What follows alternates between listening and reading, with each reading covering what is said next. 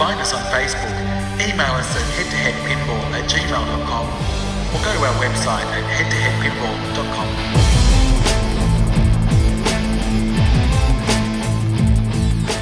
head2headpinball.com. Welcome everybody to the Head2Head Pinball podcast. This is episode 64 and my name's Martin, and with me it's Ryan C. And Marty, our next guest, has worked on such games as The Hobbit, The Big Lebowski, Wizard of Oz, and Dialed In, and also, most recently, Pirates of the Caribbean. He's a man responsible for some of the most beautiful LCD animations in the business, but he also does do playfield artwork as well. All the way from Amsterdam, it's John Paul DeWin. How you going, John Paul? Thank you. Actually, it's not Amsterdam. I live in Nijmegen, which is but it's Amsterdam time. I live 1.5 hour drive from Amsterdam. I'm gonna start again. No. Oh, it's fine. It's fine. So JP, we want to sort of start, like we know that you've obviously done a lot of animation for some very high profile games, but I guess let's sort of go back to the beginning. What got you your start into that? Like, what led you to start doing animation and playfield art for pinball? For pinball? So maybe it's interesting to start how I got into animation at all.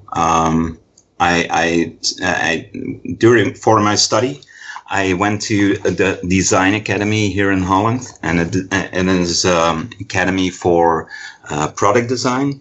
And during that time, in 96 till 99, I got introduced to visualizing on computer, 3D computer modeling.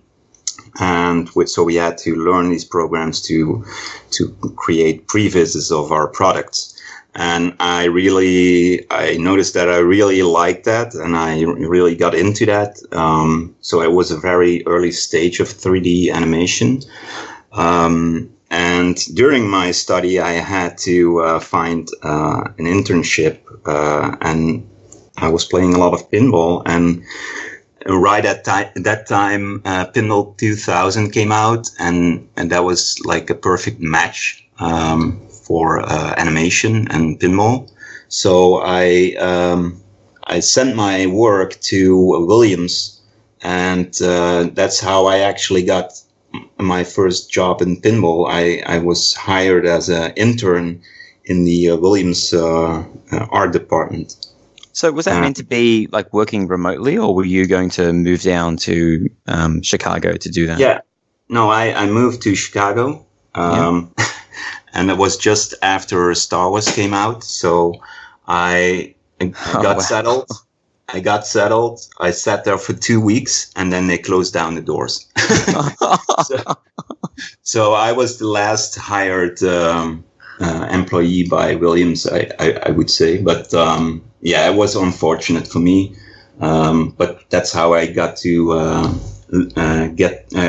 got to know Greg Ferris, who got me back into pinball when he got involved with Jersey Jack.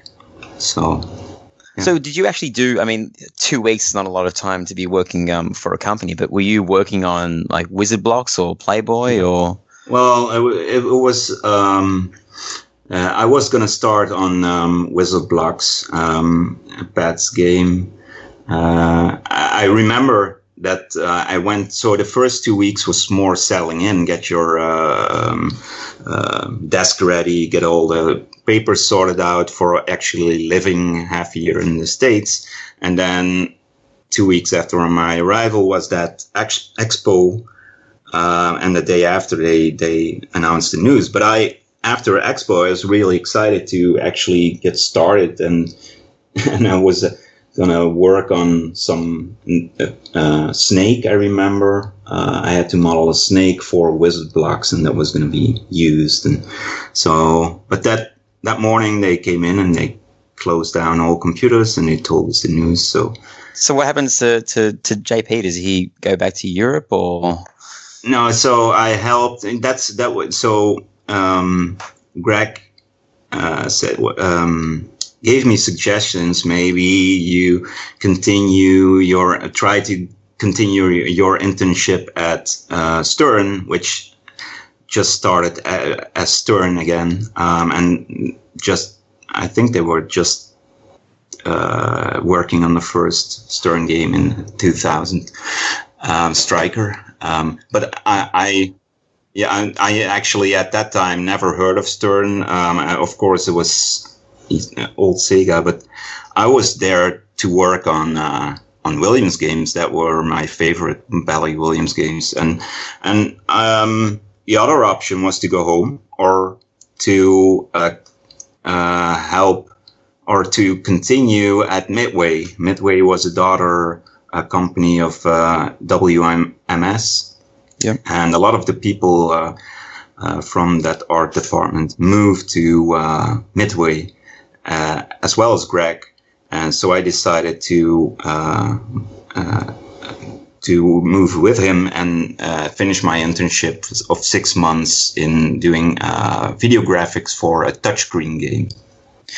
Well, I mean, it would have been hard to go to Stern because they weren't doing video animations. They were doing dot matrix display stuff, and and then continued doing that for the next 17 years. So yeah, man. Well, I never did any dot matrix animations, and it would have been interesting as well. And even just being at the art department of a pinball company would have been great. Greg was actually showing me a lot of stuff of how art for the play field and cabinet art was being produced, and actually the first month we didn't move directly to Midway.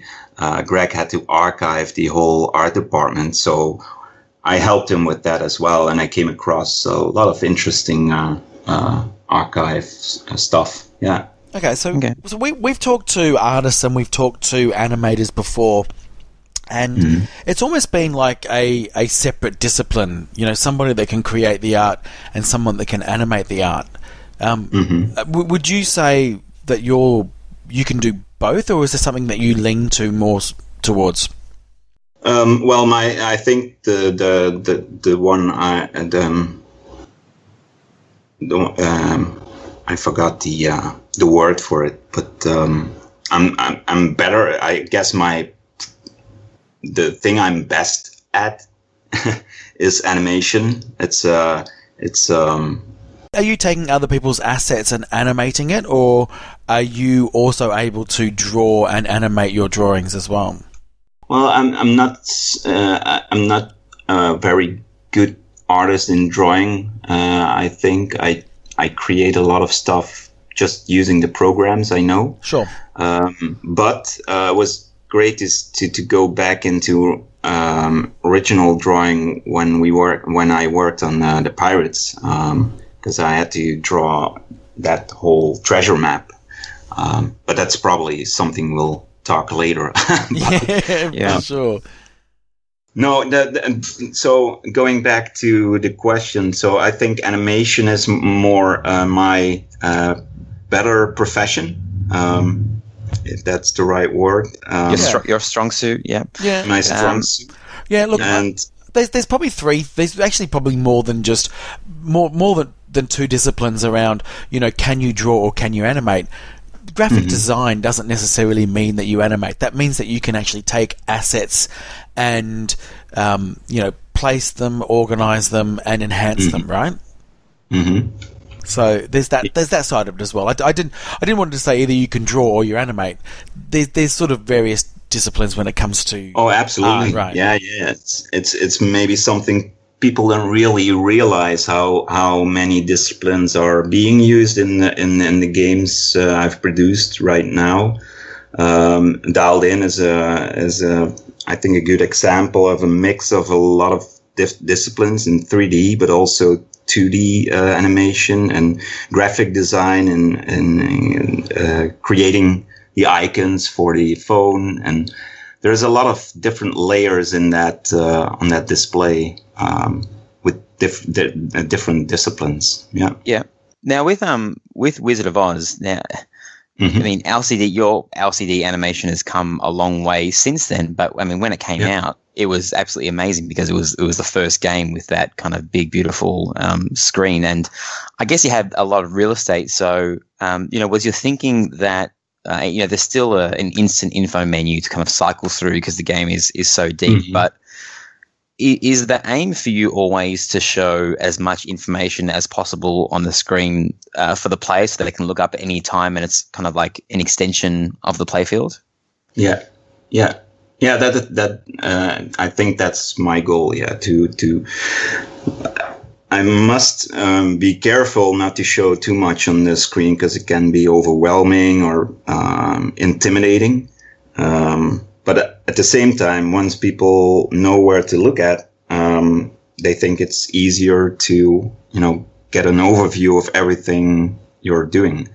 And with the Wizard of Oz, I think that was also like a learning. We had, it's the first time you had to fill that screen, and there's a lot of things popping up and going on, which is also can be overwhelming. And there is we have the four quarters, the four screen, and I think there's about 20 different things to show in those, so it keeps on switching to other information. And so is there anything, if you could go back, is there anything that you'd change about how you laid that out?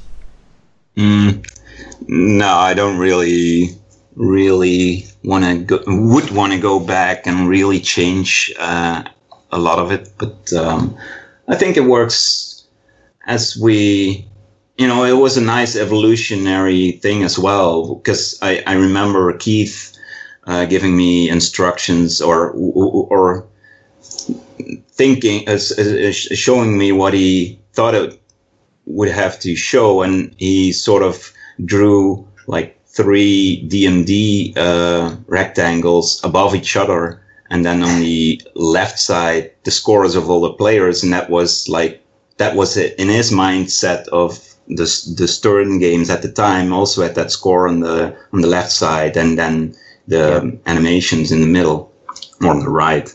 And so he was sort of thinking, okay, we have more room, so we can stack 3 D&Ds on top of each other, and then just evolved into, he wrote his rules in a document like 4 or 5 pages long, and that's when I actually started creating the flowcharts, the rule flowcharts to digest all the rules and to see what is connected where, and that also helps me to see what's most important on the screen, and that's how I sort of got to that, the 4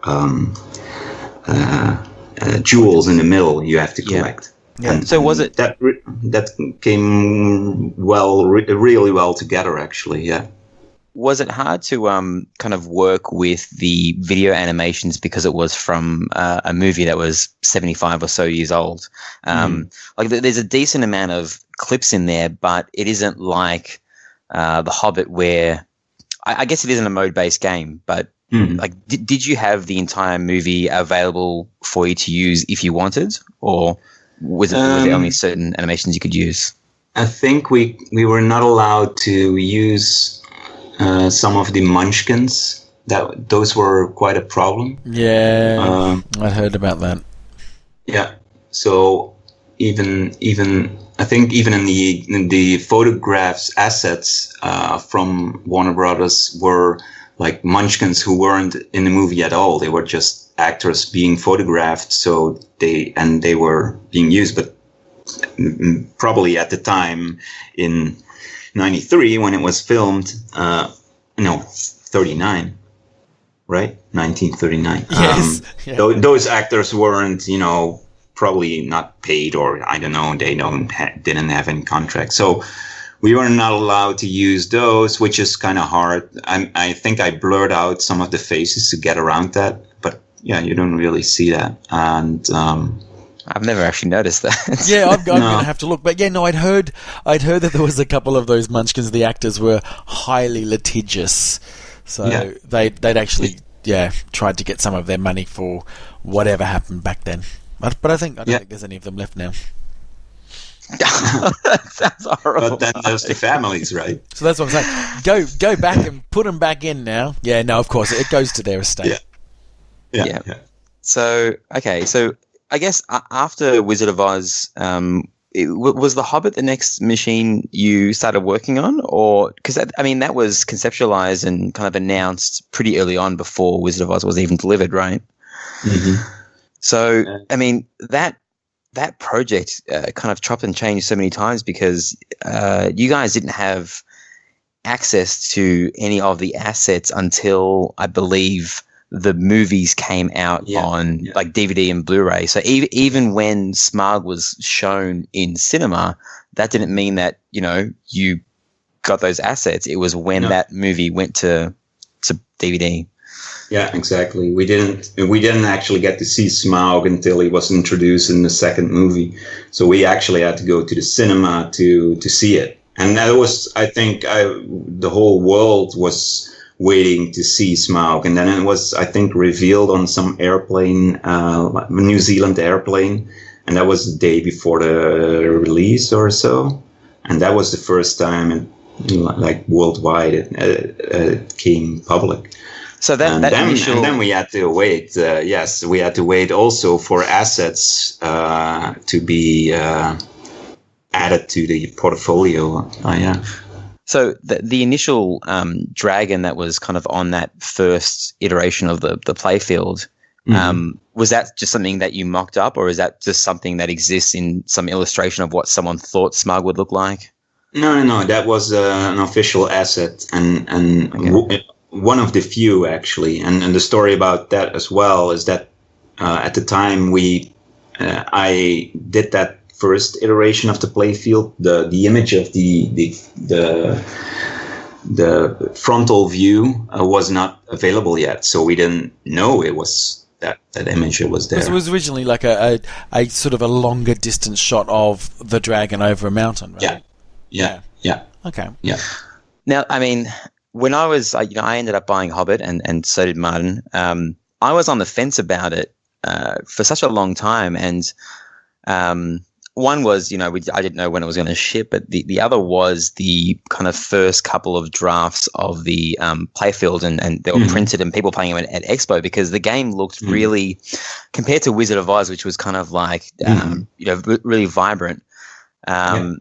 And then you guys kind of went back when you had more assets, and the entire, the layout is very similar, but it looks like two completely different machines with Smaug in the middle and the more vibrant colors. So was that always going to happen, or was that kind of feedback from customers?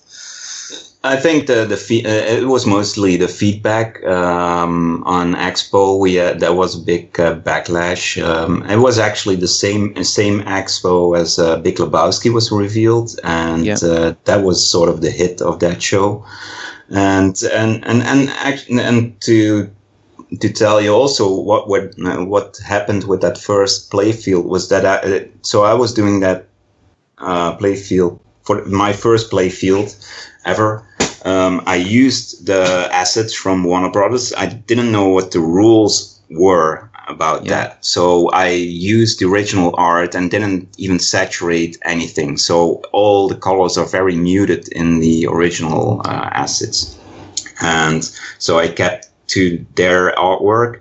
And when I didn't see any printed sample before I flew over to Chicago for Expo and saw the printed playfield in the game itself, and my immediate reaction was as well, whoa, this is very gray and doesn't have any, wowness to it. So excitement kind of wasn't really there, was it?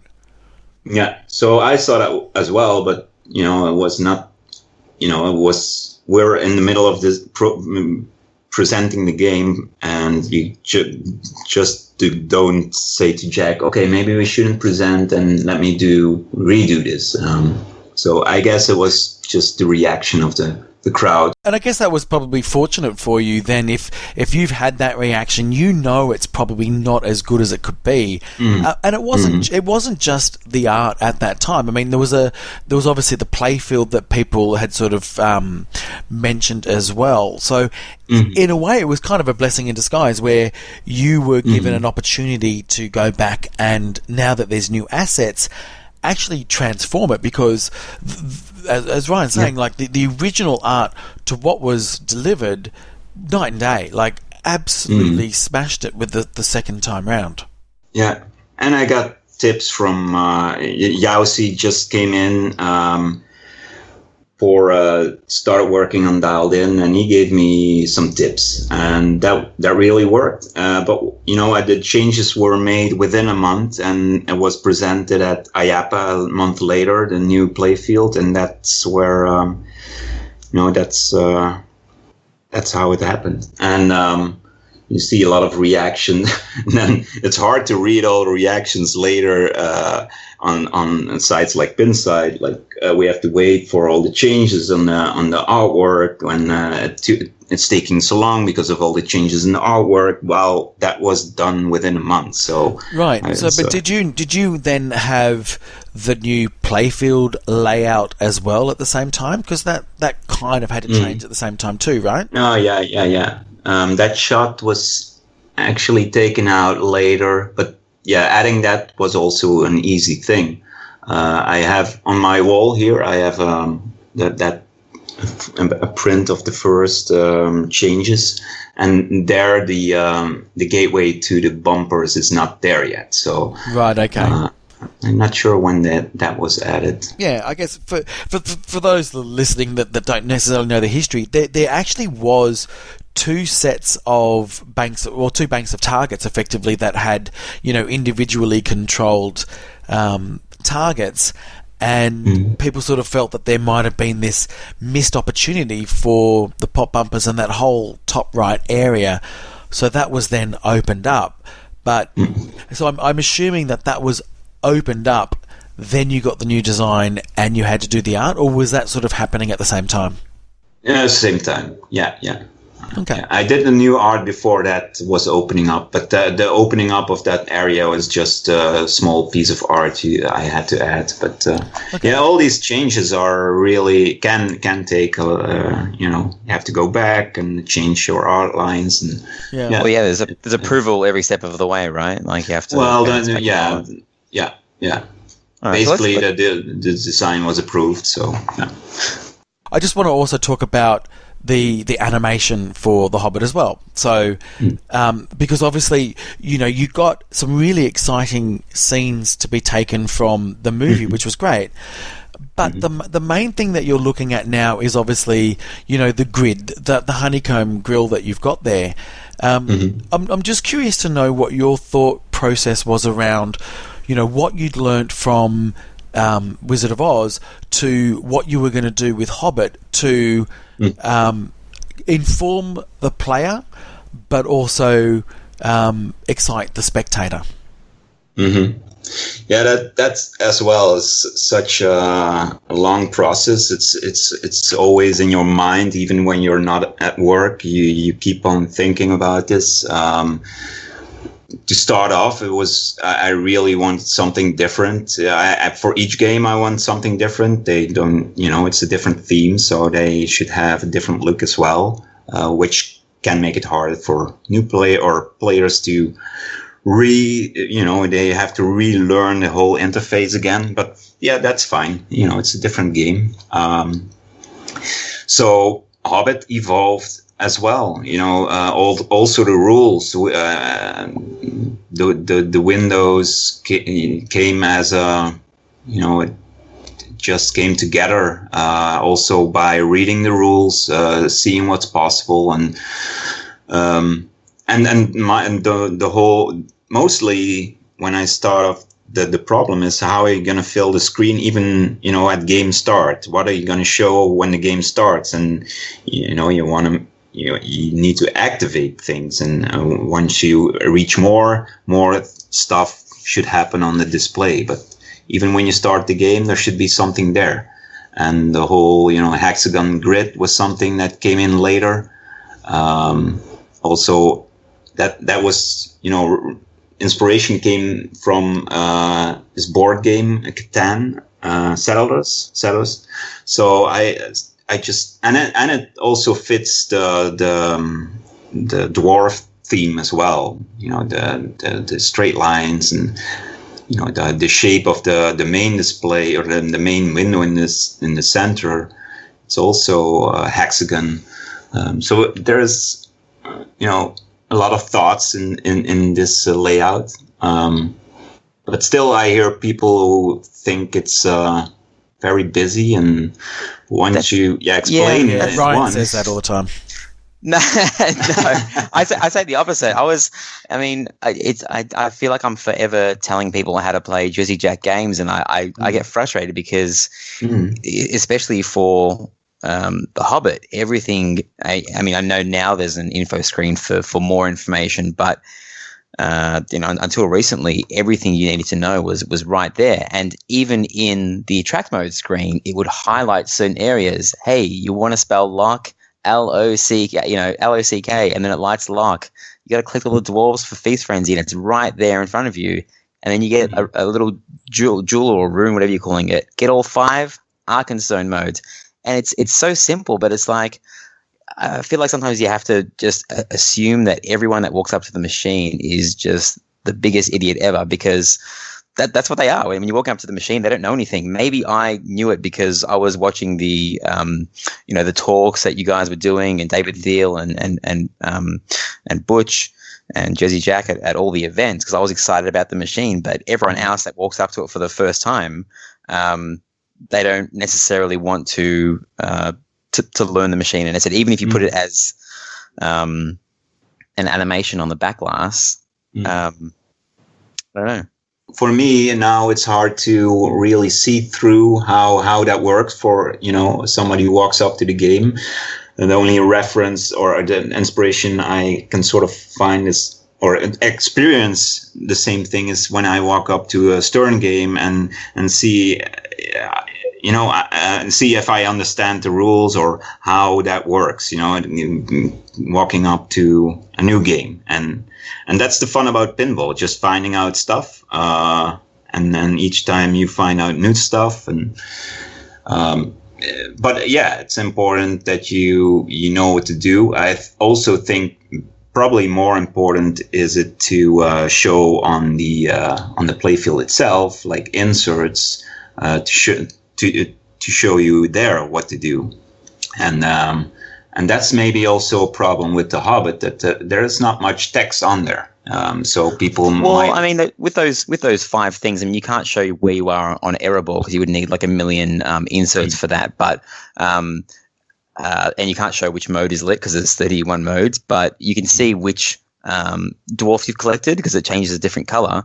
You can see your lock progress and lock 1, lock 2, and you can see the beast. So 3 out of the 5 things you need to get into an Arkenstone mode are actually doubled up on the inserters as playfield. So that's my weird thing, is that people would almost but people I guess are accustomed to just one thing flashing on the screen and that's it. And for me, that's so frustrating because I want to know if I hit a jackpot and then it switches to and it's doing some silly jackpot animation and it switches to something else, or something else happens during the jackpot animation, then I don't know how much that's worth. I don't know my progress.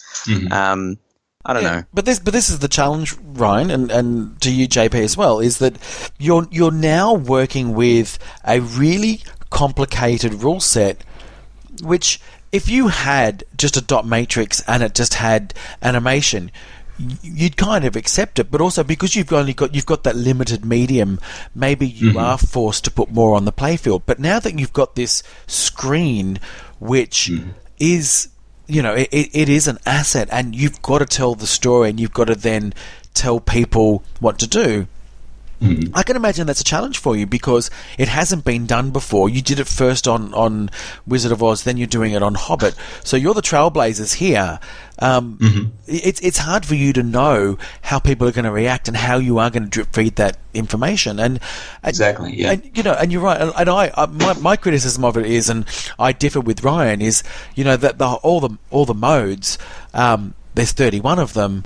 I don't know which one, and I know I've got to look at the book as well, but then I've got to look at the book, then the back screen, and then the playfield, but the ball's playing, right? So, you know, it's a challenge for you, I'd imagine, having to have such a complicated rule set, and obviously we're going to go further down into more of the games from Jersey Jack when they get even more complex, but that's got to be a challenge for you where you're getting complicated rule sets and they're developing over time, and you've somehow got to present it in a way that the novice will understand, but also the big pinhead will totally get into it as well. Right. It's right. How do you do that?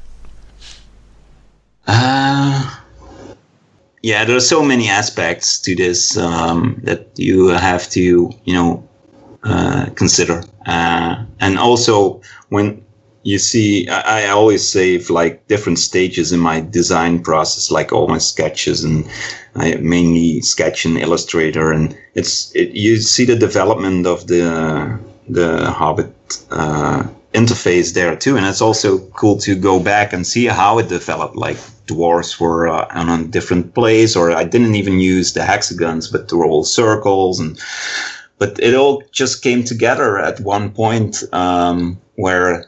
And then we added those jewels, which are not really in the movie. I added those jewels to the corners so you could see they were collected. If I would have to go back in this game, I actually wanted to make them better noticeable when they're lit. That's something that's not really clear, I think. But yeah, since we added like the jewel animations in the start of the game, that makes it a bit more clear that you have to collect those 5, maybe. I don't know if people pay attention to that. So then what do you think's really been the standout feedback that when people are talking about the stuff that you've done for Hobbit, what do you think's the standout feedback that you would have heard over time? Well, that's, I guess, that everybody just really loves the display. It's mainly, all the great movie assets of Warner Brothers, which are, the great scenes from those movies are on the screen, and it just, there's a lot of positive feedback. Also it was great to see all the great feedback on the playfield once that was, final, and it all came together. Got a lot, yeah, and also there it was really nice to be able to actually use the same assets on the screen as on the playfield, like connecting the lock coins to the screen and on the playfield, and then the same beast graphics and on the inlanes and the same dwarf faces. When you work together with a playfield artist, you have to share all the assets to get it to sort of the same look, and that can be quite a process. And here I was able to do it, both at the same time. And I think I actually was the first, maybe first animator and artist to do both in one game. There you go. That's quite a title. Big Lebowski. You were working on that at the same time, and the people that were in control of that, I guess, come from the same country as you, so it'd be pretty easy to work in conjunction with them versus staying up late to talk to everyone in the US. And you did the playfield art for that, and also the animations. Is that right? Yeah. So the deal was. Once I got to know that they were going to do this game, I asked Jack if it was okay to help these guys with their game as art director. And at first, I said, well, I'm not going to do any animations for them. I'm going to do just art direction and artwork. So it wouldn't interfere the work with what I'm doing for Just Jack. And he was fine. He didn't know Dutch Pinball, didn't know what it was going to do. And it was all good. And then, so I started with Big Lebowski and did the cabinet art and the back glass. And And we actually had another artist to do drawn characters, and that was rejected by Universal. And we had to use the assets from the guide, so only photographs of the actors, because those are approved and they don't have to go to the actors to get approval. Yeah. And but that was rejected.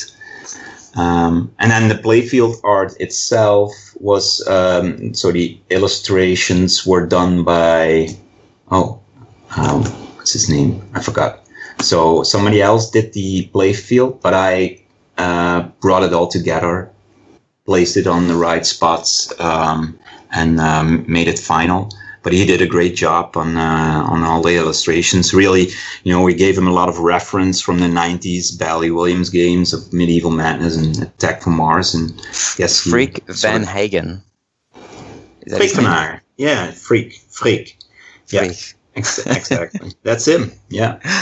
And he did a great job. We worked really well together. The backlash. So the problem with the backlash was the assets they gave us were like really bad photographs, like really low res photographs of all the actors, all photographed in a different situation and different lighting.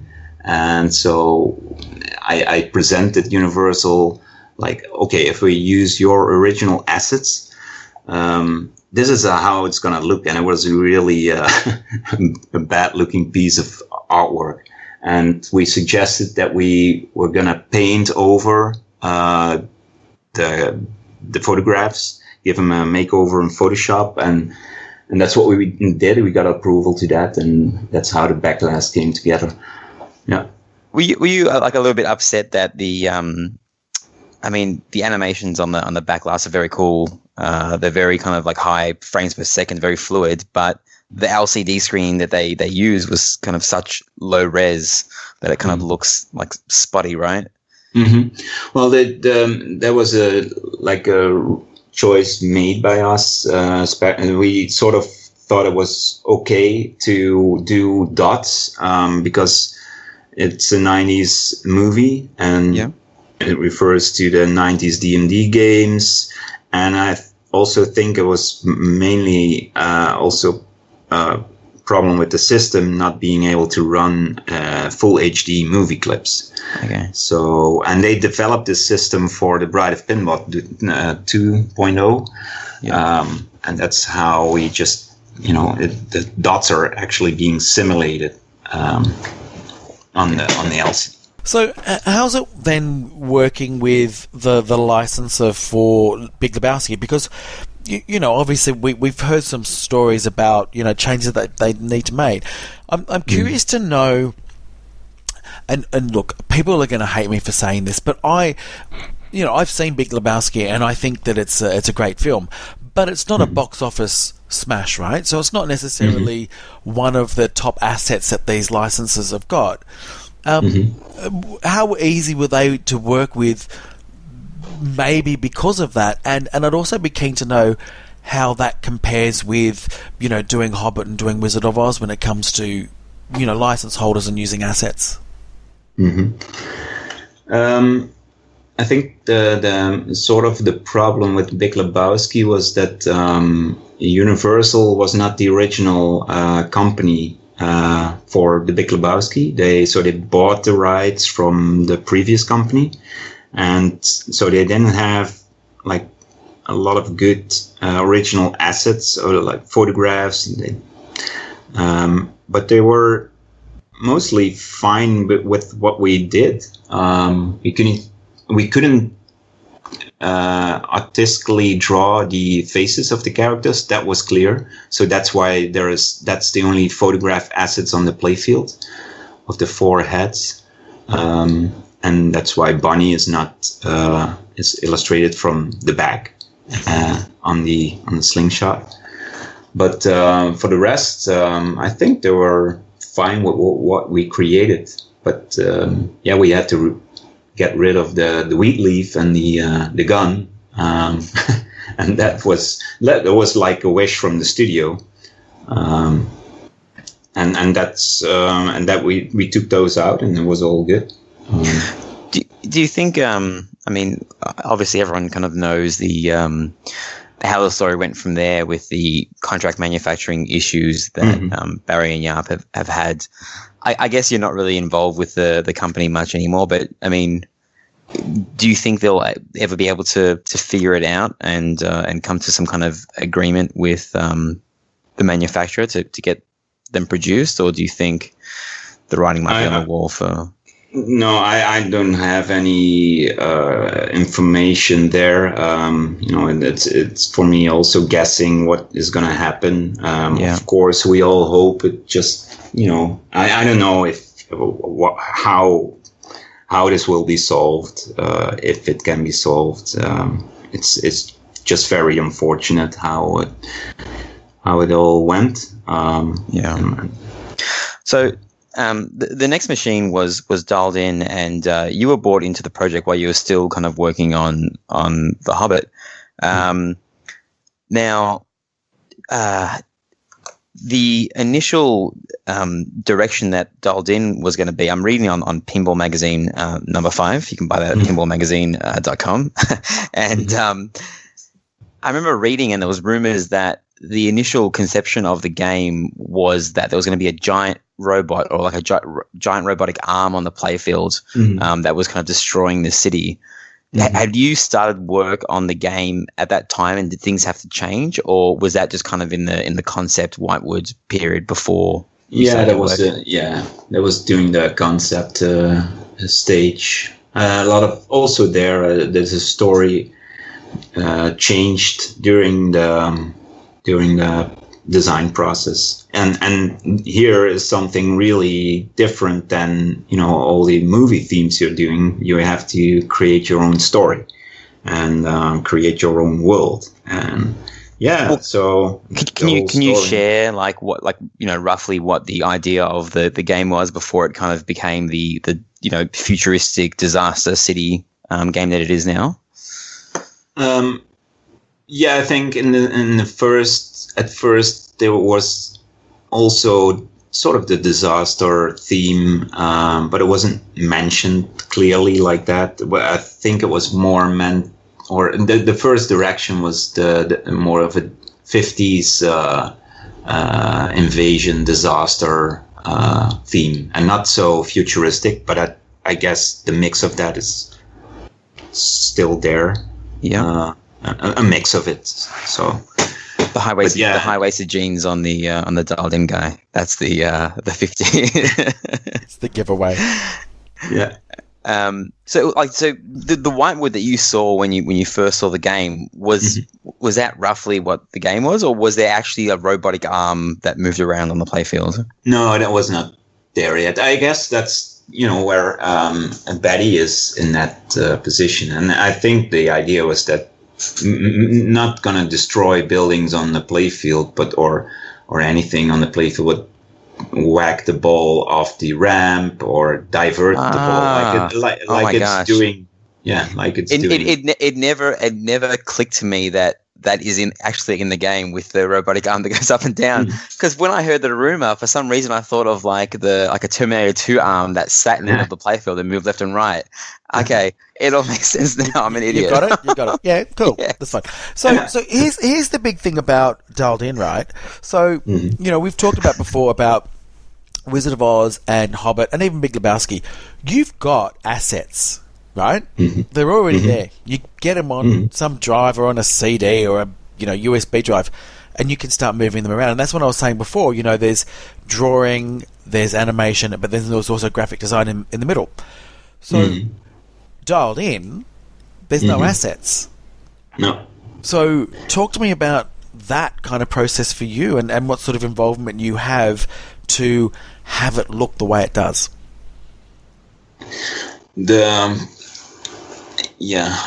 Where do I start? It's there's so many different things. I guess the city idea came in quite early.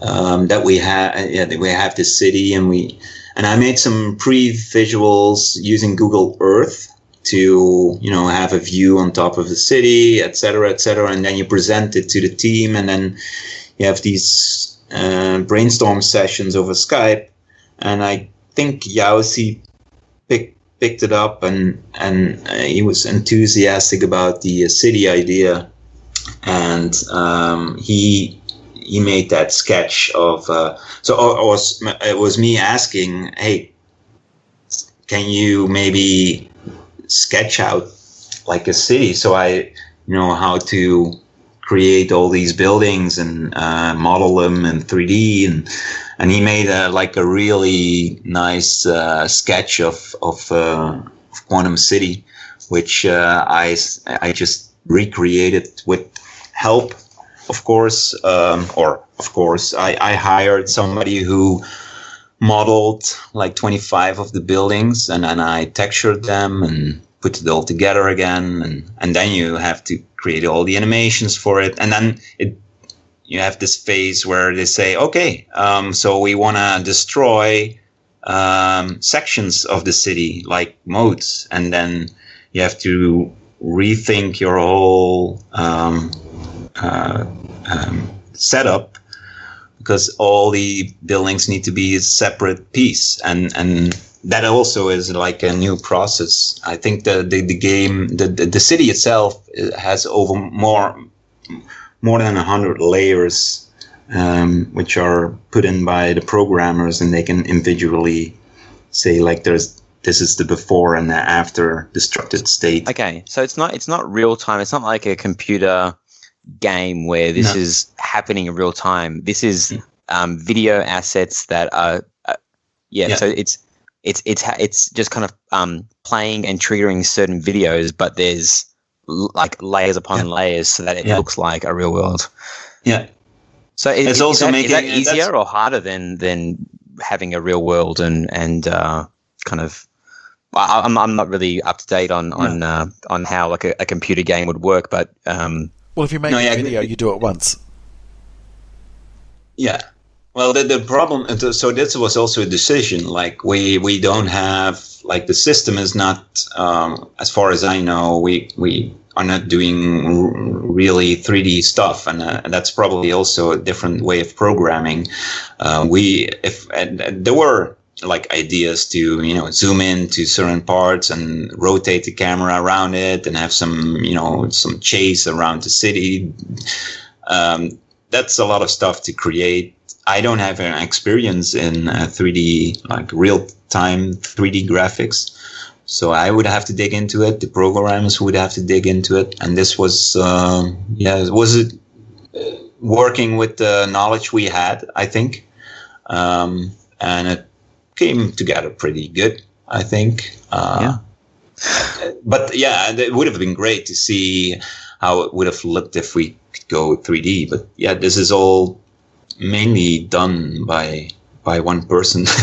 Well, yeah, I mean, and you're always in uncharted territory. You're in uncharted territory with Wizard of Oz, and then with Hobbit, and then Dialed In was that next step. And it's not like you're imitating someone or trying to mimic what others are doing in the market. This is, as I said, you're kind of the leader in that space at the moment. So. Talk to me about the animations on the phone, the LCD screen that's modeled like a phone on the playfield. Mm-hmm. Some of those animations with the people talking are done. Some of them aren't. Is that the same thing? Where are they? Was that like a separate company that was doing that, and do you give them the text and then they kind of mimic it and send you a video, or how does that work? So the characters are the assets were created by Jason Zielinski. He was hired at the start of during Dialed In, because I indicated okay, I'm not familiar with animating 3D characters. We should find somebody, and Ted knew a guy, and this was Jay-Z, as we call him. And he started doing the characters, and so that's all him. That's not my part. And he's a full-time employee now for Jersey Jack. He did the art on Pirates after DI, but I know he's working on those characters, or finishing up those characters for the next update. So okay, so it is coming. Yeah. Cool. But there again, that's a lot of work. For each call out you create, and you want to see a moving face, that's a lot of animation work, which I'm not really familiar with. But you have to sync the lips with the entire sentence, and that's there's quite a few call outs for each character. So there's a lot of animations to be done there as well. For sure. Mm-hmm. So I guess now we move to the last game, I guess, which I think will catch us up on your timeline, which is Pirates of the Caribbean. So I guess this one might be the most restrictive license that you've worked with, because you've got the assets of the movie, but there's a restriction of not showing anyone's face. So you've got was it 125 modes, I believe it is. There's 125 sequences that you've had to kind of chop up. And then you've got this live kind of Hobbit-like interface where you've got the progress towards all 5 multi-balls kind of live at the same time, along with the mode progress. So did you kind of build on the on the Hobbit for that to as your idea of how you'd like to display everything? Yeah, that's a good question. Here again, you want to create with a clean slate, clean start on the interface. Of course, you experience that where you want to place scores and such. I think you would just want to have that on the bottom of the screen, because it's the first thing you see when you look up. But the entire interface was. Also, of course, a lot of iterations. And the not being able to have that much video was quite a problem. We got that information quite late when I started on it. We sort of, we sent in like clips, what we abstracted the movie of what we wanted to use, and then it became clear that we were not allowed to use the actors' faces. So then we had to improvise on what are we gonna do with this? So that's, I think, when we decided to create these chapters where we shortly show part of the scene, which in a lot of cases I see that as well, doesn't, really show you what it is about, but it was the best stuff I could find in that scene. Keith dig through all the movies and just selected chapters, scenes, which he thought would work, and that's how we continued. And then when I got the rules, I think Eric, the designer, mentioned a treasure map at some point during a brainstorm session, and that got me thinking, and that's how I proposed the roadmap. It's sort of like displaying the flow chart that I created, and showing like an interactive flow chart as a treasure map, and then it all came together. And then the cannon doors in the top, which are if you can sort of, there is a lot of stuff also being added later in the display, like the combo treasures in the upper corners, and then some programmer comes with something else. Hey, we need to do this Tortuga thing, and you keep adding and adding, and there's is it Arc Frenzy as well? Yeah. So I mean, with all of that. With all those kind of restrictions and you, the team navigating around them, is that still kind of easier than doing Dialed In? Has Dialed In been your hardest project to date because of kind of the sheer work required to create all those assets? I do know that Dialed In is my biggest 3D project I ever did. Is so also very complex to to keep track of everything you're doing. That it would have been hard to actually share my project with somebody else to continue with it, because it's so many things are in your head. Yeah. But with Pirates, it's still, it's different. You create, I think also with Pirates, I had to draw a lot of stuff. So that was also different and interesting to do again.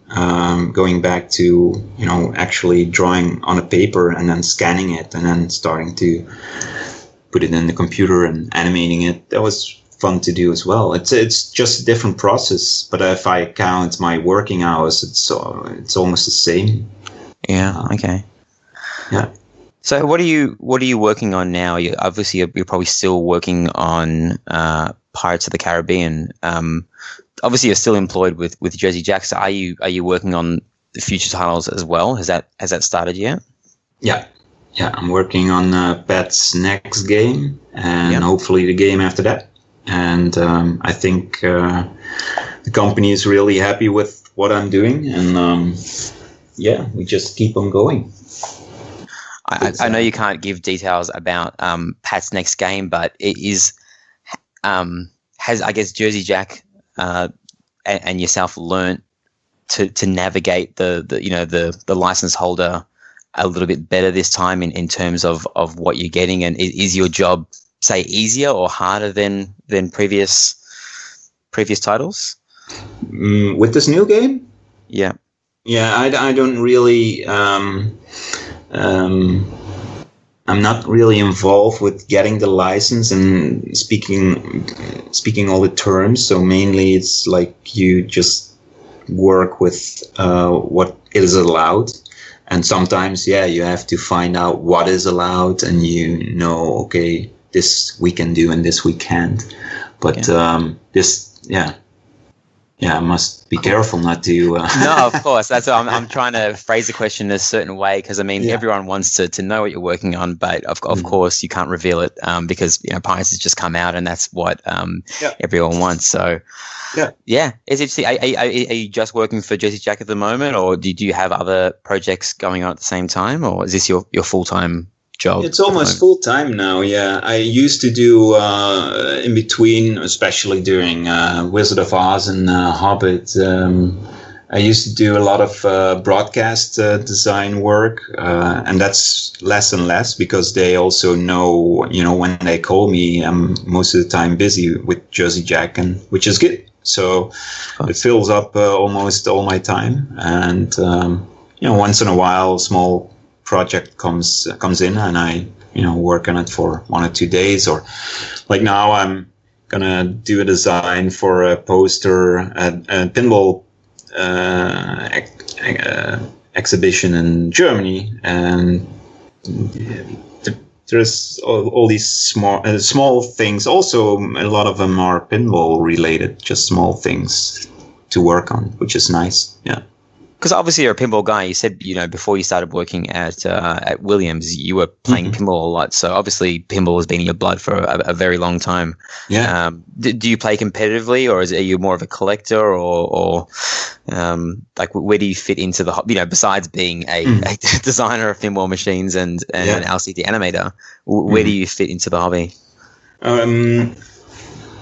Mostly as a player. I used to play a lot during my school and college days and the weekends, going out playing pinball, and then after my internship at Williams, I bought a Twilight Zone, which I used to have in my apartment for a few years, and then I moved out of Amsterdam and I sold it, and that's actually also when my interest that was at its lowest point. But luckily, a year later, Greg called me, and the whole Jersey Jack story began. And now I'm full time and working on pinball, and now actually got to know a lot of people in pinball here in Holland. There's a great community. We got a national association, and I got to know people from the neighborhood, and now I'm playing each month in a league, and it's just having fun and playing together, and that's the best. Awesome. That's awesome. Yeah.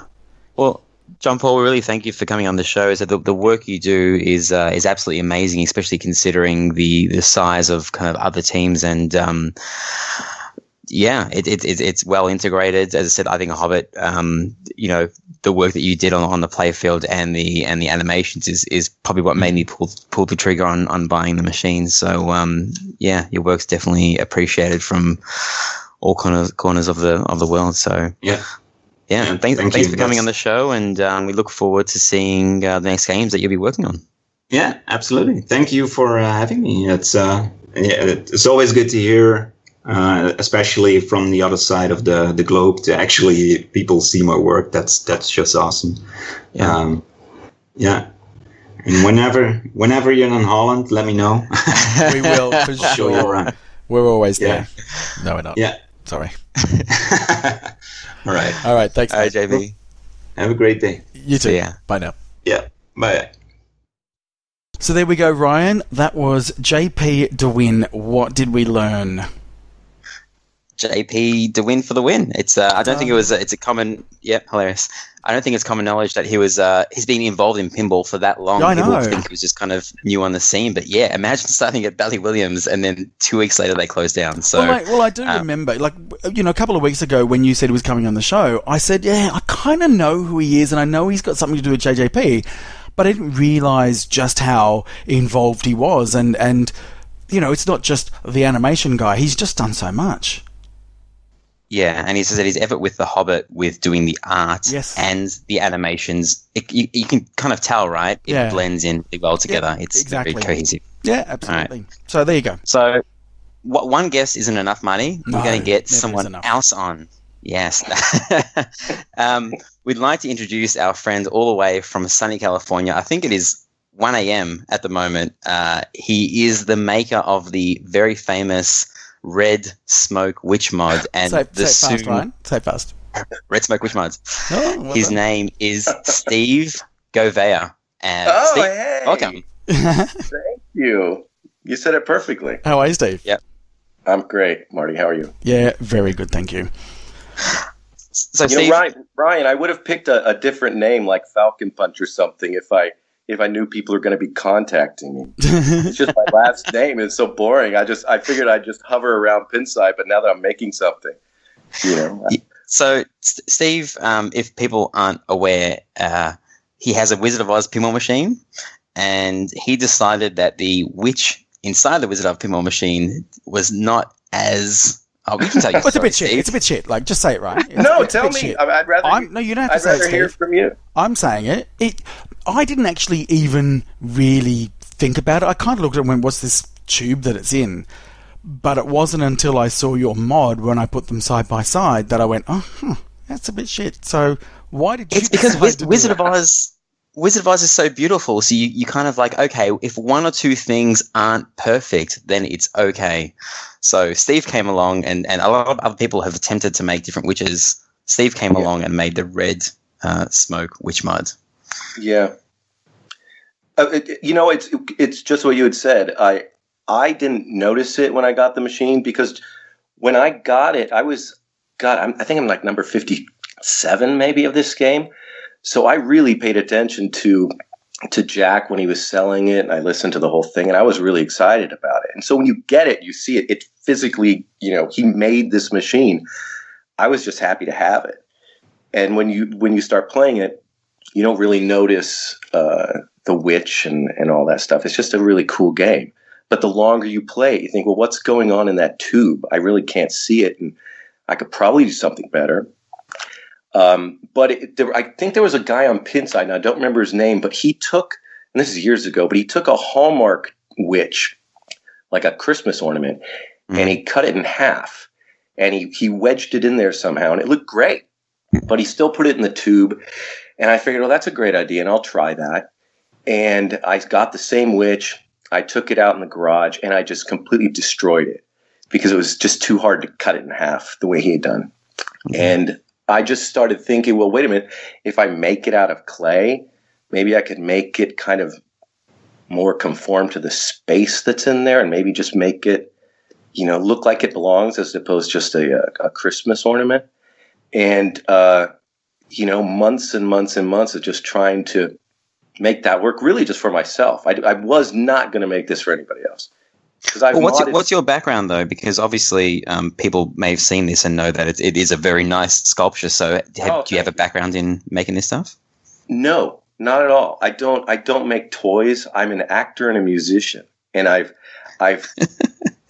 been an artist in other ways. I've done stage design and things like that for theater, but I've never worked with plastic.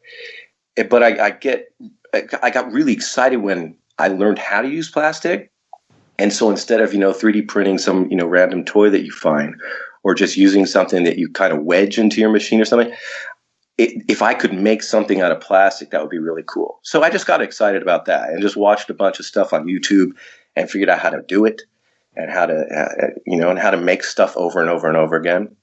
And I totally was learning. When I started The Witch, I did not know what I was doing.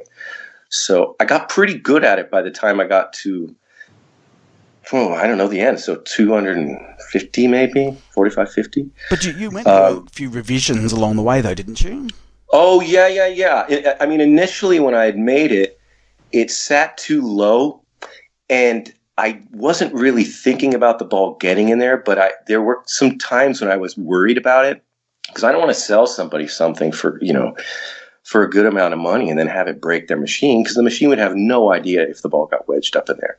And so I had practiced it on my game, and I thought, well, it's going to work. It's going to work. And then people slowly started private messaging me saying, you might want to check on this because the ball will bounce into that thing. And you can follow all this on the thread if you ever want to get in detail. But yeah, someone had asked me to tie the witch into the castle in the back.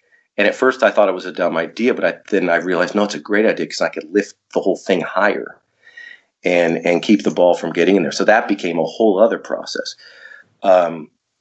So yeah, there was a lot of concern over making it right because, it is right in the middle of the machine, and I wanted to make it look good. And I just I didn't want it to break, and I didn't want it to break people's machines. Well, I think the main thing that you actually did, because it's not just the witch, right? You replaced the witch with a much better looking witch. You took the tube away, and then you've got this molded plastic thing that the LED goes through. So what you've actually done is you've taken something that's not really all that noticeable to something that stands out. Was that your intention? Yeah, because I couldn't just when I made the witch, I had kept the tube initially. And I put all this work into making it look really cool. And then I stuck it back in the tube and I couldn't see it. And that's when I started to think, well, what if there's a better way to make a tube? A better way to protect the ball from hitting it? And the Hallmark ornament that this guy actually used actually had this little piece of red plastic on the back, like this little piece of smoke with a little LED under it. And if you press it, it's like a little scene from the movie or whatever. But I looked at that and I thought, well, shit, what if you make that tiny little piece of red the thing that protects the witch and just make a big like red explosion? And so that's where I got the idea for doing it. And once I started holding some red plastic up to where that LED shows up, I saw how it lit up, and I just, thought, fuck, this is going to be great. If I can. Are you here to announce today that your red smoke mod will be in every single new Jersey Jack pinball moving forward? Is that why you're on the show? Yes, I am. That is why I'm here. It's in the Yellow Brick Road edition. It's not. It's not. So you've been making it for a long time, and you needed a break because, I mean, as I said, people sell mods for a living. You don't even make toys for a living, or this was just kind of like a side project that you decided to share with everybody, and people kind of fell in love with it. And when I got mine, I decided to get, I think it was 10 of them for everyone. And I'm not a mod guy, but I was just like, you guys, like, he's going to stop. I could kind of tell by the way you were kind of wording your post that you probably weren't going to make these things forever. So I told everyone on Aussie Arcade and got 10 orders for them and got 10 down, and everyone loves them. So Yeah, that's great, man. It was stuff like that just made me so proud and so happy. And yes, I'd love to get it in every single machine, but some people don't like it, and that's totally fine. But I had big plans just to see how many I could do, and I had some downtime, so I went in, just 100% to try to make as many as I could. And I realized I kind of set myself up to be my own little sweatshop sort of assembly line, and realized I was burning out on it. Well, is it because there's actually a lot of handwork that goes into this, as opposed to you've got the design and the specs and someone manufactures it? You're actually making these, right? Oh, yeah. I didn't want to 3D print it because everything in this game is molded, and I didn't want it to look cheap. And if you spent that much money on a machine like this, you might as well put some good stuff in it. So I'm a stickler for detail, and I wanted everyone to look exactly the same, so that I just kind of became obsessed with it. But I got good at it. I got good at repeating the same thing over and over, and I got slowly better at it. But yeah, I was going to go as long as I could, and then suddenly work creeps in and life creeps in, and you're staring at all these people who are still waiting for a witch, and I was just like, golly, I can't keep doing this. Yeah. So you're back now. You tease Yes, that you're. That's right. That being said, here we go again. So you tease that you're doing another mods a while ago, and for one of the machines you owned, and then everyone asks, well, what other machines do you own? And you're like, just Wizard of Oz. And everyone was kind of like, well, what, the trees had been done, the witch has been done now, the house is fine. Maybe the guy on the side, the light up guy, the wizards. Yeah. And no one really thought the monkey, because the monkey doesn't really yes, it's horrible. It's just a sticker, but it's like nothing else would fit right. Until. Yeah, someone asked if I could do it somewhere on the thread, or thought maybe I could try to do it, and it was just something that I would do when I was taking breaks in between the witches, just to get in the machine and kind of look at the space and what you would have to do it, and it was just a huge challenge to even fit something in there, because it's not made to have a toy in there. So yeah, over the course of time, tons of clay and tons of broken pieces of plastic, I managed to fit something in there, and I loved it. But it's not. This is before the final version that you guys have. So I created one where the wings didn't move, and I took a video of it, and I thought, well, that just looks kind of stupid. It's cool, it fits in there, but it just looks like this angel coming down from heaven. And I, and I thought, if I can make the wings move, that would put this thing over the top. So that was another round of months and months of, how do you make wings move? Do you have some sort of contraption in there that like a V-shaped sort of spring mechanism for wings? I was just like, well, and I would just constantly think about it, 24/7. How am I going to make these wings move in this thing? And I figured it out, but it took a long, long time. Because you're also limited by space, right? Yes. In fact, it's funny. It's a quick little story. Dave from the Mod Couple, he contacted me about a witch some time ago, and we started talking back and forth. And he said, "Hey, what are you making next?" And I said, "Well, I can trust you, because you do this for a living as well, or making mods." And I said, "I'm trying to make a monkey." And he's like, "Oh shit, we're trying to do that too." And I said, "Well, here, I'll show you a picture of what I've done." And I sent him a picture over, and he's like, "Do it, man." He was so cool. He's like, "Do it, because this is great. But whatever you need, if I can help in any way." And what he and I ended up talking about is the only way to fit a toy up there is if you put a spacer behind the door and you push the door out. And that gives you, otherwise that plastic that's in there right now, it's right up against the door, and you can't fit anything in there. So a spacer brings the door out about an 1/18 of an inch, maybe. It's nothing, but it's enough to make some sort of toy that fits back there. Yeah. And I showed him the spacer that I had that I'd made out of popsicle sticks. I said, I think this will work. And he writes back, he's like, I had the same exact spacer. That's exactly what you need. I thought, holy shit, that's great. He's like, I can make you 200. I'll make all these for you. And so he was really helpful. So that's where the joint sort of mod thing came between me and the mod couple. So yeah, he made me a bunch of these spacers, and that's one of the secrets to getting it to fit back there. That's awesome, man. So you were kind enough to send. I was going to buy one, so you sent an early version down to me and Marty. Marty's still in a box because I haven't come around to fit it in. No one's expecting me to put it in myself, are they? Well, this is pretty easy. It didn't take me too long to install it.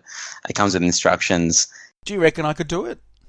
Do I? Reckon? Yes. you could, but it would take.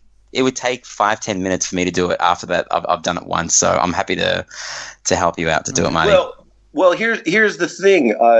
I sent you guys paper instructions just to kind of get my ass moving on it, because they were there, and I'm like, God, I just gotta go for it, and I got to send these out to people who have no idea how to do it or even what it's about, and see if they can install it from my instructions.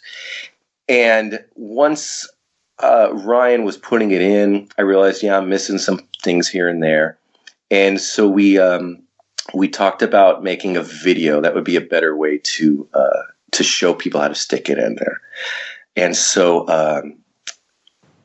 you guys are doing the video, aren't you? Yes, I've got to get down to your house, Marty. I have to do the video. It's funny because my 3-year-old plays Wizard of Oz a couple of times a week, and I never felt like she really knew what was going on when the monkey came down and got the ball, because it's a bit of a weird picture that's stuck on there, the decal. And then as soon as I installed it, she wasn't there when I was installing it. I installed it, and then she played it for the first time. She's like, "Look, Daddy, a monkey." And I'm like, "Okay, well, it works." Oh, that's great. Yeah. So your target audience of 3-year-olds, they're absolutely satisfied. Hey, that's my target audience. Of course it is. Okay, now you don't want to drive yourself crazy, Steve, and make an unlimited run of these anymore. And because as people can see on your thread, it took you a while to make those witches, and every time you had to make a new batch, it was simply because the demand was there, but it was driving you a bit crazy. So give us the details of how people can order. If you want to mention the price and how many you're going to make. Sure. Yeah, absolutely. I noticed because in the last few months, I got married, I bought a house, all these things happened that were completely unpinside related. And I come back to my thread, and there's, 5 different lists of people who want it, which is awesome. But I wasn't ready to even sell it. So what I'm going to do is I'm going to make everybody listen to your fantastic show and say right now that what am I thinking? Wednesday my time, which is Pacific time, U.S. Wednesday at 12 o'clock. That would be October 17th. I will put a picture up on my thread that says the list is open and you could just go for it. So if you and put on the thread, just you're in. So if you really want it, then you can jump on board right at the top. I'm only going to make 200 of them. When I was making the witch, that's right about the point where I got crazy. Yeah, a little bit nuts. Yeah. Yeah, you get a little nuts, and I have other things that I want to make, and that's right about the point where I'm like, okay, I'm ready to make something else. Oh, you want to make more things for all those other machines that you've got? Well, you know what? You misunderstand. I have other machines. I just only had room for the Wizard of Oz. So in the new house, I've got the game room. I've got to set up like you, Marty. I've got 4 games in a room. Yeah, perfect number. Yeah. So if you want to find out what those games are, you can go on to Pinside and see. Sure.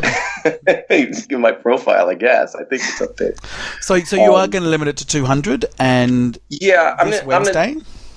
This Wednesday, I'll put up a picture on the thread. it'll say the list is open. Go ahead. Because I just I don't know how many people are going to be interested. I just don't know. I know a lot of people like it, but I want to give. You're gonna sell out, guaranteed. Okay, like people. How much is it going to cost? It's going to be $279, Bargain. and yeah, thank you. Well, it's Marty bought 4 flashes for more than that. Yeah, I did. Well, no. Here's the thing. Here's the thing that's funny, and people also don't know this about the mod, and you guys obviously know it now. But I wasn't telling people about the last part of it because I thought it was a cool little secret. But the UV part of it is I've never mentioned to anybody on the thread, and I got so excited about that near the tail end of making the mod. I was talking to a friend. It wasn't my idea, but I was talking to a friend. And it's kind of the same thing as putting the witch in the plastic tube. You put all this work into this monkey, and then you stick it up in the game in the dark in the back, and you really can't see it. And he suggested that I paint it with UV paint. And that just, that gets the brain working again. And suddenly that's another, month and month and month of, okay, what kind of paint can I use? I don't want it to look, like a Bananarama concert, but I want it to look realistic, but still pop. So yeah, it's painted with UV, and it comes with a small little strip of UV lights that sits over the monkey, and it makes the toy just stand out and pop. I just love it the way it looks like that. Yeah, it does look good. So yeah. All right. So if you want to buy this, jump on the Pinside thread. I'll link it in the show notes. I'm not going to read out a URL. And you're going to be using the same thread. There's going to be lots of disappointed people that have put their name down for 6 months ago, but when, just haphazardly. But I know, but it's a new list. Yeah, and it's kind of cool if I just use the same thread. It's kind of like finding the cool bar in the back of a restaurant that you have to walk through the kitchen to get to, I guess. All right. You know what? Awesome, man. It's your thing that you're doing. It's a side project, really. It's not like you're making your main living off this. You can do it the way you want. Yeah, and I mean, quite honestly, here's the facts. Once I had made the witch and I was done with it, tons of people just started to come. Or not tons, but a lot of people started writing me and saying, "Are you making any more? Please make more. Please make more." I would never say that I'm not going to make any more, and the same thing is going to go for the monkey. I'll never say that I'm not going to make more. It's just, it's going to be a long time because I get excited about something new and I'd rather do something else. So I'm limiting this to 279 US, and I will be busy for the next 6 months doing that. So yeah, that's my plan. Awesome. Okay, so 200 asterisks, maybe more in the future, but no promises. Yeah. I mean, because I don't know how many people want it. If I write 200 and suddenly, it's like, what are you talking about? The other 50 people who have the witch are like, what about me? Yeah. So I want to initially just set up 200 because I don't want to get so buried in people who want it that I feel like I have to deliver, and then that's just not fun anymore. So we're gonna limit it to 200 right off the bat, and that's gonna take me a while to make. And 1,000 for Jazzy Jack's Yellow Brick Road edition. All right. That's right. Those will be 3D printed. Yeah, for sure. Awesome. All right, so Ryan, shall we get into some news? Yeah, Steve, you're going to hang around, and because you are the expert on all things Pinball Expo, because you're our American correspondent. So you're going to hang around. I'm probably the only one still awake over here, so go for it. Bring it on. So we have Chicago Pinball Expo happening this week, and there's going to be a lot of seminars. We're going to have a massive show next week. But I guess I thought for a bit of fun, we would list all the companies and take guesses on what they're going to show in the show. So who wants to start first with JJP? Marty? Jeez. What are they going to show? But you know what? They are not going to show anything more than Pirates of the Caribbean, but they're going to show it in its current form with its current code, and they'll have 20 of them. No, not 20. 20. They will have a lot. They will take up that space with that machine. I reckon they'll have 8 of them, and then maybe a couple of others dialed in, maybe there and there. But it is their flagship title at the moment. It's just started shipping. They would, as a company, want to be taking more orders from this show. Okay. And no Wizard of Oz Yellow Brick Road edition? No. No, I don't know. What do you think, Ryan? Maybe. Yeah, why not? That'd be a nice surprise. I will be surprised. Well, no, I won't be surprised or shocked. I will be happy, I guess, if they do announce it because it's something new, but it's not really something new. It might be, you know. Next up, Steve, what do you think Stern is going to show? Oh, God. I'm supposed to say the monsters, aren't I? Because I think that's... But I don't know. Are they going to show it? I mean, they didn't show anything last year, and then that's when JJP showed Pirates, and everyone... Is it that thread was started, the Dark Day for Stern, where they were sitting there talking about beer plus pinball equals money. Yeah. I think they are going to just show Deadpool, and because Deadpool is still new, Deadpool's still not finished, it still has a bit of spotlight to be had. I think they will reveal the next game in November. So I think they're just going to be there showing the 10 games they have in production at the moment, and that should be enough. Well, wasn't it, Ryan, a while ago, and I don't know whether this was something we discussed on the podcast, but something we certainly chatted about, where you had almost looked at the interval in which they were releasing them, and this would kind of seem a little bit out of their routine. Yeah, it was... I think it was when we were trying to guess Iron Maiden, or maybe it was Deadpool, I can't remember. Yeah. But I think... I think Stern even books maybe a year in advance or however early they need to book Deadpool at Comic-Con. And then they didn't reveal it at Comic-Con probably because it wasn't ready. So I think Stern wants to have a presence at the big shows, but they don't necessarily think they need to reveal anything because they're really... They're going to sell numbers anyway. Yeah, they're happy with their position in the market percentage-wise, so that I don't think they feel the need to compete. The worst thing that can happen is someone can start some thread on Pinside and get lots of upvotes, and then everyone will realise how silly it is a couple of months later. So if they were going to release one, so we've talked about it's either going to be Munsters or Beatles. If they were going to announce either one of those titles, what one do you think it would be? Are you talking to me or Steve? Yeah. I think the same thing is going to happen that happened to John Borg 2 years ago, where Aerosmith was meant to be out before Batman. And then I remember Dirty Johnny had that book that came out, and it had pictures of Aerosmith in there. So everyone kind of knew Aerosmith was coming because that was their release schedule. So the same thing might happen here. But who knows? Who cares? I want to be surprised. I want Stern to wake up and see either the Beatles or the Munsters. Which one? Yeah. Pick one. Beatles. It's going to be Beatles next. Yeah. Because we've been told it's the Beatles, it'll be the Munsters. Just because the information that we're given is just so wrong most of the time. The only reason why I'm saying it is because those pricing little bits of rumors, they would only come from possibly, or it could be made up, or it could come from distributors. If distributors are hearing about it, then it would usually be next. Anyway, it doesn't matter. Well, we've got a bunch of puppies to get through here. Let's go to P3. What are P3 going to show? Oh, God. Who cares? Oh, don't be like that. You can edit it out. No, Steve. Stays in. You're an asshole. Yeah, look, they are a company. We don't know how many units they've sold. I don't know.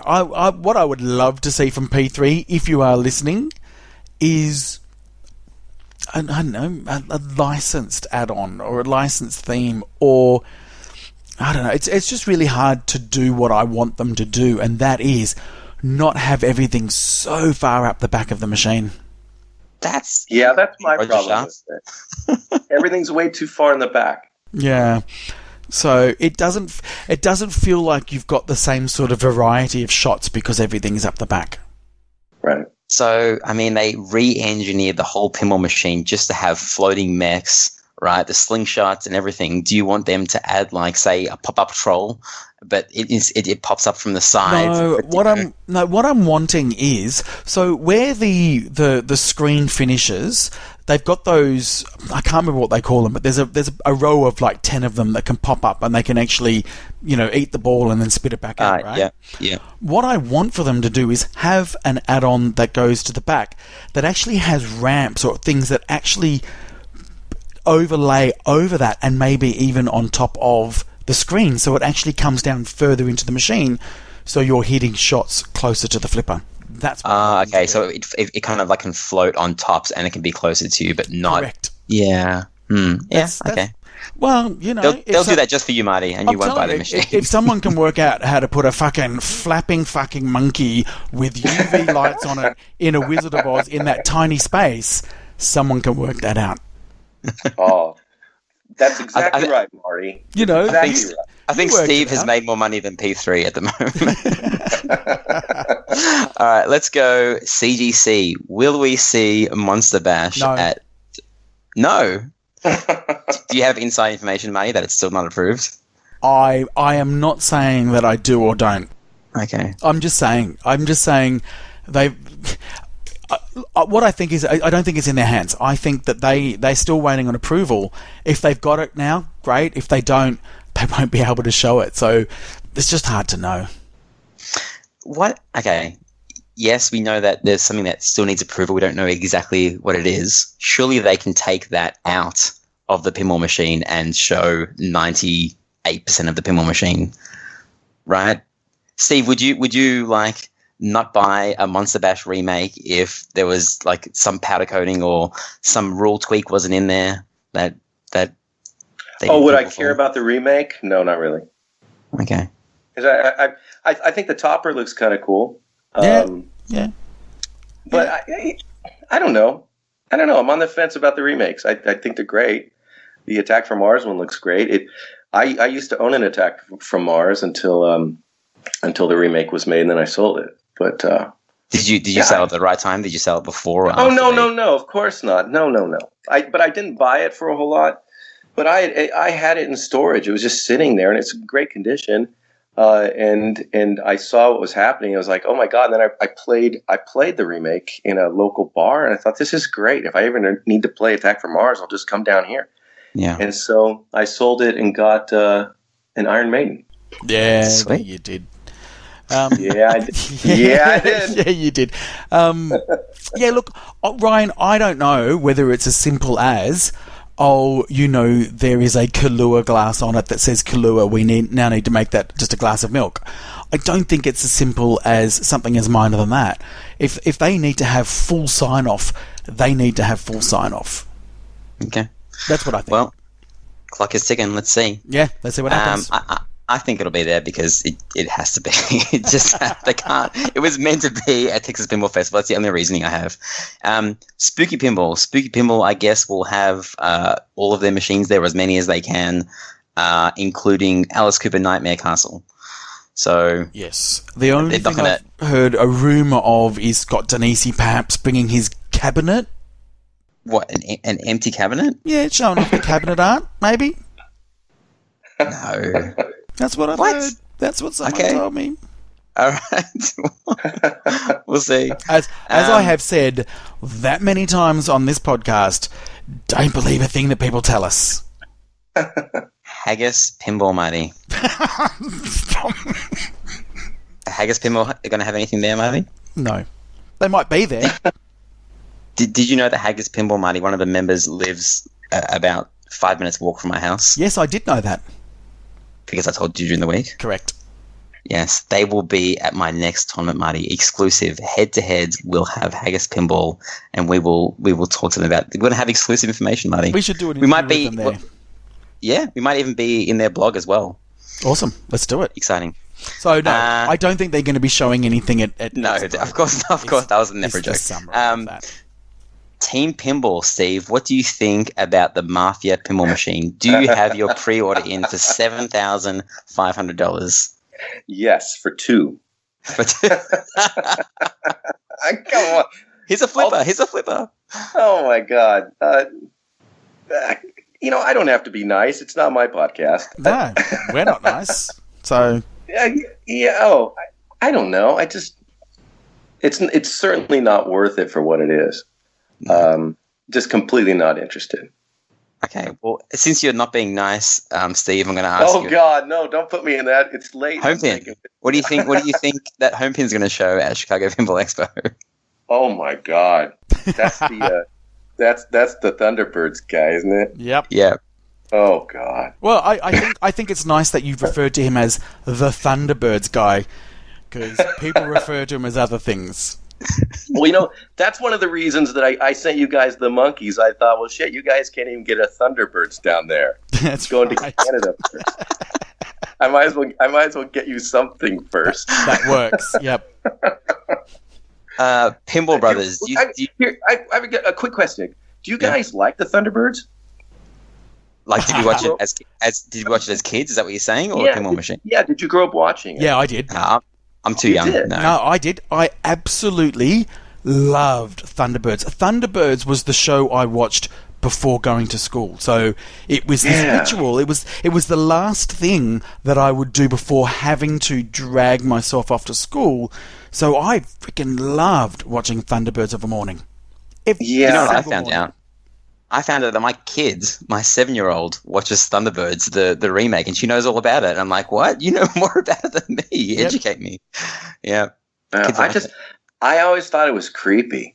Just like marionettes and smoking marionettes. I was just never into it. And I saw it a couple times as a kid, but I don't think I think I'm speaking for most people here in the States that it wasn't that big of a deal. No, it certainly wasn't from just like Munsters. Yeah. Munsters wasn't a big deal in Australia either. Yes, it was. Yeah, it was. It nuts. fucking was. Okay, it was. So no, honestly, because when did the Munsters come out? I don't know, 1920s? Like 20s, maybe the 30s. No, it came out in like the 50s or 60s, but in the 70s, what you got to remember was there wasn't a lot of TV. And because of that, a lot of shows were repeated on TV. Munsters was on Australian TV throughout the 70s every single week of the year, without fail.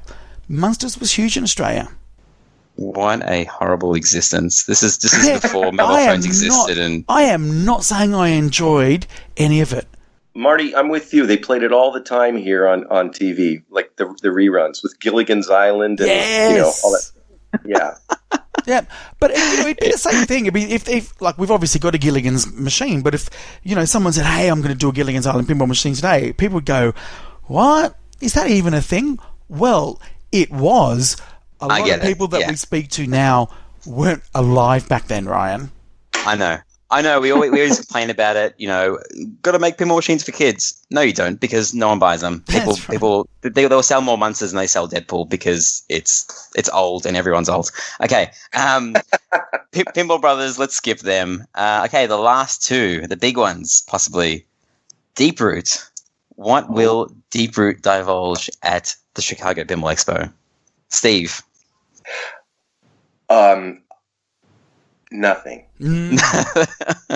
No, I'm serious. Well, here's a question for you because I haven't been paying attention. Everyone's guessing it might be Back to the Future, but is there serious consideration it might be Die Hard? Yeah. There was a little tease by Jeff from This Week in Pinball coming in the thread and saying yippee-ki-yay, and maybe he was instructed possibly to say that so that to steer the conversation Jeff is a really away. Clever person, right? We know he's not going to stumble across that and put that out there. That was absolute bait. Oh, well, then I was baited. That's the one thing I saw. So I'm going with Back to the Future. Yep, good. I don't think they are going to talk about their titles at all. They have an hour-long seminar. I think they're going to spend... Between, like, 7 people that they have there? Or I think they're going to spend 45 minutes of that defending having John Poppaduke there. No. I'm defending. being facetious, Ryan. Obviously. But I'm still curious to know, like, Ryan and I have spoken about this offline as well, about, how's it going to be with John Popajuk there? And you know what? At the seminar, he's going to be fine.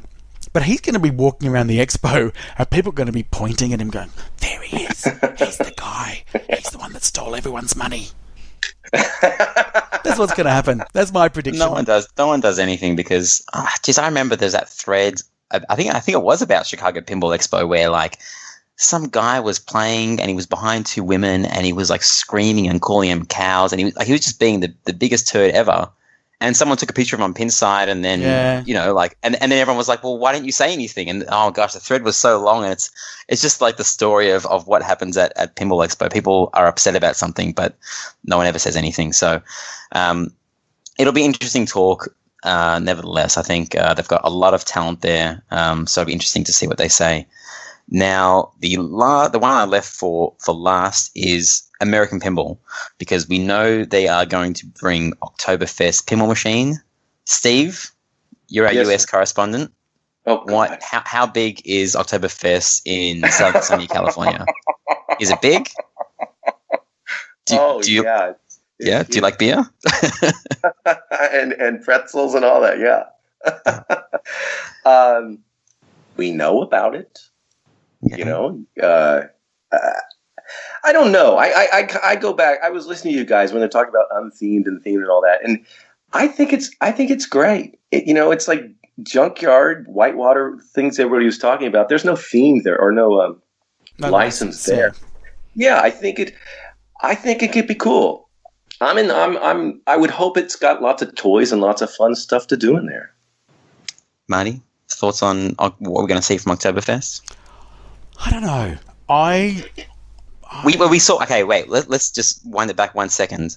We did see a picture this week that was, we'll say, leaked because it wasn't meant to kind of come out before Expo, and it was the picture of Otto, the bartender, and she who doesn't deserve a name because I can't remember her name, and she looks really weird on the flyer. Marty, and then we've been arguing about this all week. I was going to say, and then we've literally been talking about this all week. I don't mind her face at all. I kind of get the Coney Island type art style that they've gone with, but whatever. What do I think? I think people are going to be pleasantly surprised with Oktoberfest. I think that everyone has hopefully gotten over the theme. The theme got leaked out a while ago, and the uprising, the uprising over that has stopped, which is good. You don't want to come out like dialed in, and then people aren't talking about how awesome the game is. People are talking about, the theme is stupid mobile phone. If you say the theme is stupid now, I spoke you're exactly just like that too. Yeah. If you say the theme is stupid now, then you're 6 months late to the conversation, so no one wants to hear what you have to say. So good. That's pushed to the side. I think the only thing that people could possibly complain about maybe is the art, because we don't know what the art's going to be like, and we just saw that little tidbit. I think Joe Bolsa is a great designer. He's designed some very unique pinball machines like Wizard of Oz and Simpsons Pinball Party that I really like to shoot. He's had a lot more time on this, Marty, than he had on Houdini. So yeah, that's right. I think there will be absolutely zero tight shots on the playfield, and I think it'll be an amazingly fun game to play. Yeah. And they keep talking about the fact that, it's not just about beers and boobs. I'm not sure I'm actually quoting them directly. But I think what they're trying to say is it's going to be more about the festival side of Oktoberfest. So, do you think if they go too far one way money that people will complain that it needs more boobs? Oh man, wow. Yes. People are going to complain that there's too many boobs. People are going to complain that there's not enough boobs. Boobs, freaking boobs. Okay. I mean, fuck me about boobs. Seriously, I don't know. It's probably a cop out for me to say, you just can't win. But I think it's up to these companies to know where the tolerance points are and maybe take a couple of steps over. That's all. Okay. Yep. So American Pinball are unveiling Oktoberfest, I believe, on Thursday night. We're going to have our episode next week. And thanks for everyone that reached out to us that kind of wanted to be our roving reporters. We've chosen someone, but we might also, if we have time during the day, I'm not sure if we will, do a bunch of different kind of interviews with some people, some 5-minute Jeff Teola style interviews to see everyone's reaction. But yeah, we look forward to it. And Marty, there might be possibly a episode 60. What are we up to? 64. Yeah, 65, 64B, maybe. We'll see. There might be an exclusive interview that we have sometime during Expo against Marty's will. Marty wants it to be part of the normal episodes. Against my will.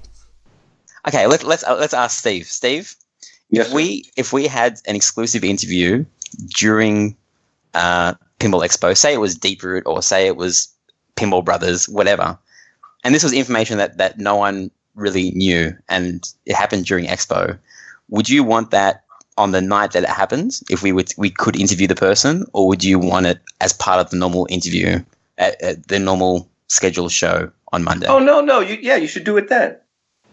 Boom, Marty, I win. There you go. As soon as We should do it on the Monday. That's exactly right. What he said. If you want to have a breaking story, yeah, sure, go for it. Yeah, if you want to. And you would appreciate that, right? Because Sure. it's new information. Okay. Sorry, Marty, I win. Oh my gosh, guys! You know what I just realized? We're sitting here talking about all these companies. I got Ned online. Should I get Ned into the call to see if we can get some juicy nuggets from him? For sure. All right. Let me just add him to the call. Hey, Ned, is that you on the line? What do you want this time? Yeah, we were just talking about Chicago Pinball Expo, and I've already been. from the future. But yeah, Back to the Future. Is that talking about the Deep Root themes last week? Do you happen to know what the 80s theme from Deep Root is going to be? What the fuck do you think? Of course I know what it is. They asked me for advice. So, are you willing to divulge that? What do I look like? A fucking idiot? I'm the pinball what Banksy is the graffiti, man. I'm keeping this one secret. Do I have to say please again? It wouldn't hurt. Please. You're so pathetic. It's not Back to the Future. What other 80s theme could it possibly be? Who was the biggest star from the 80s? Think about it, meathead. E.T., little shriveled up alien? More than one movie. Indiana Jones? For fuck's sakes, are you an idiot? Sylvester Stallone! Okay. So what movie is it going to be? Rambo? Think again. Bigger. Bigger. Rambo. I was born in the 80s, so I wasn't really watching those movies. Rocky? Child's Play. Bigger!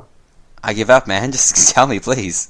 His greatest movie, Over the Top. The greatest arm wrestling movie ever. God, you're dumb. Okay, I don't know that movie, Ned, so once again, I'm actually doubting that you know anything, and I feel like this might be a big waste of time, but... Oh yeah, and you're a fucking expert. Well, I know that there's the Chicago Pinball Hall of Fame coming up. It's kind of been announced, and there'll be a bigger announcement soon on the details of it. Can you share any information about that? Of course, I know everything. Gonna have all these great trophies. All the second place awards Josh Sharp ever won. It's gonna fill a whole frickin' hall. Your voice is breaking a little bit.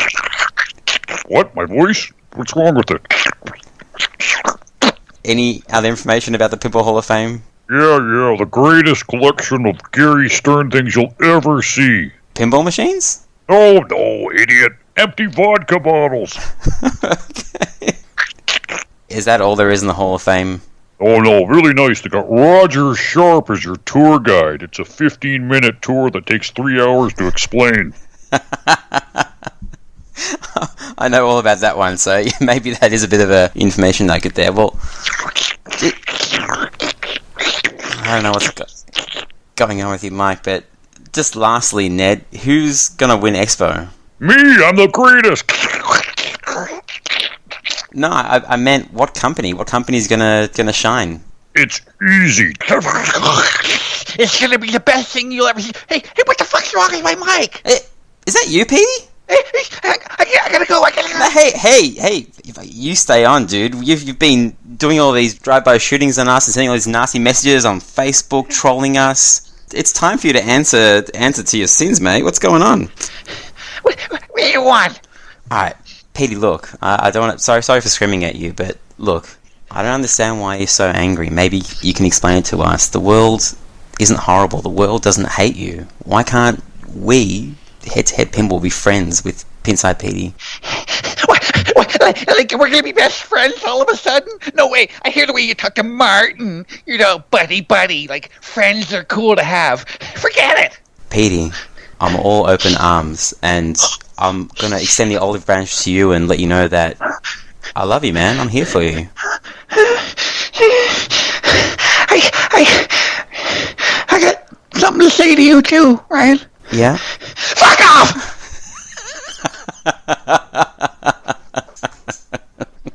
And there we go. So, NDA Ned was Pinside Petey all along. He was fooling us, Marty. What a surprise that was. So much effort for zero Marty laughs. Oh, just loved it the first time. Move it on.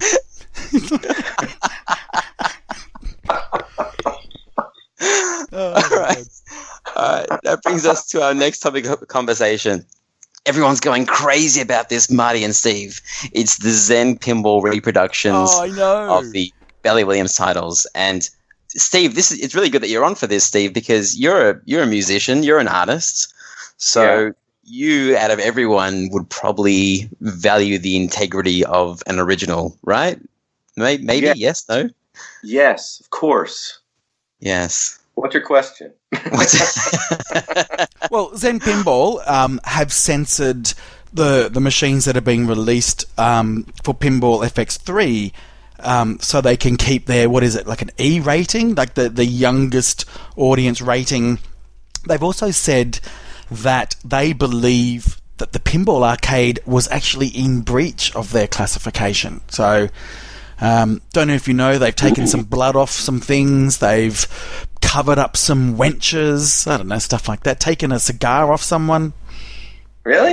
Yeah, this is what's happened. Remove gambling. There was, I think, gambling in the background of Medieval Madness. It's just anything that it doesn't, they've left the king as a queen, so there's a homophobic little thing there that seems to be okay, but not anything else.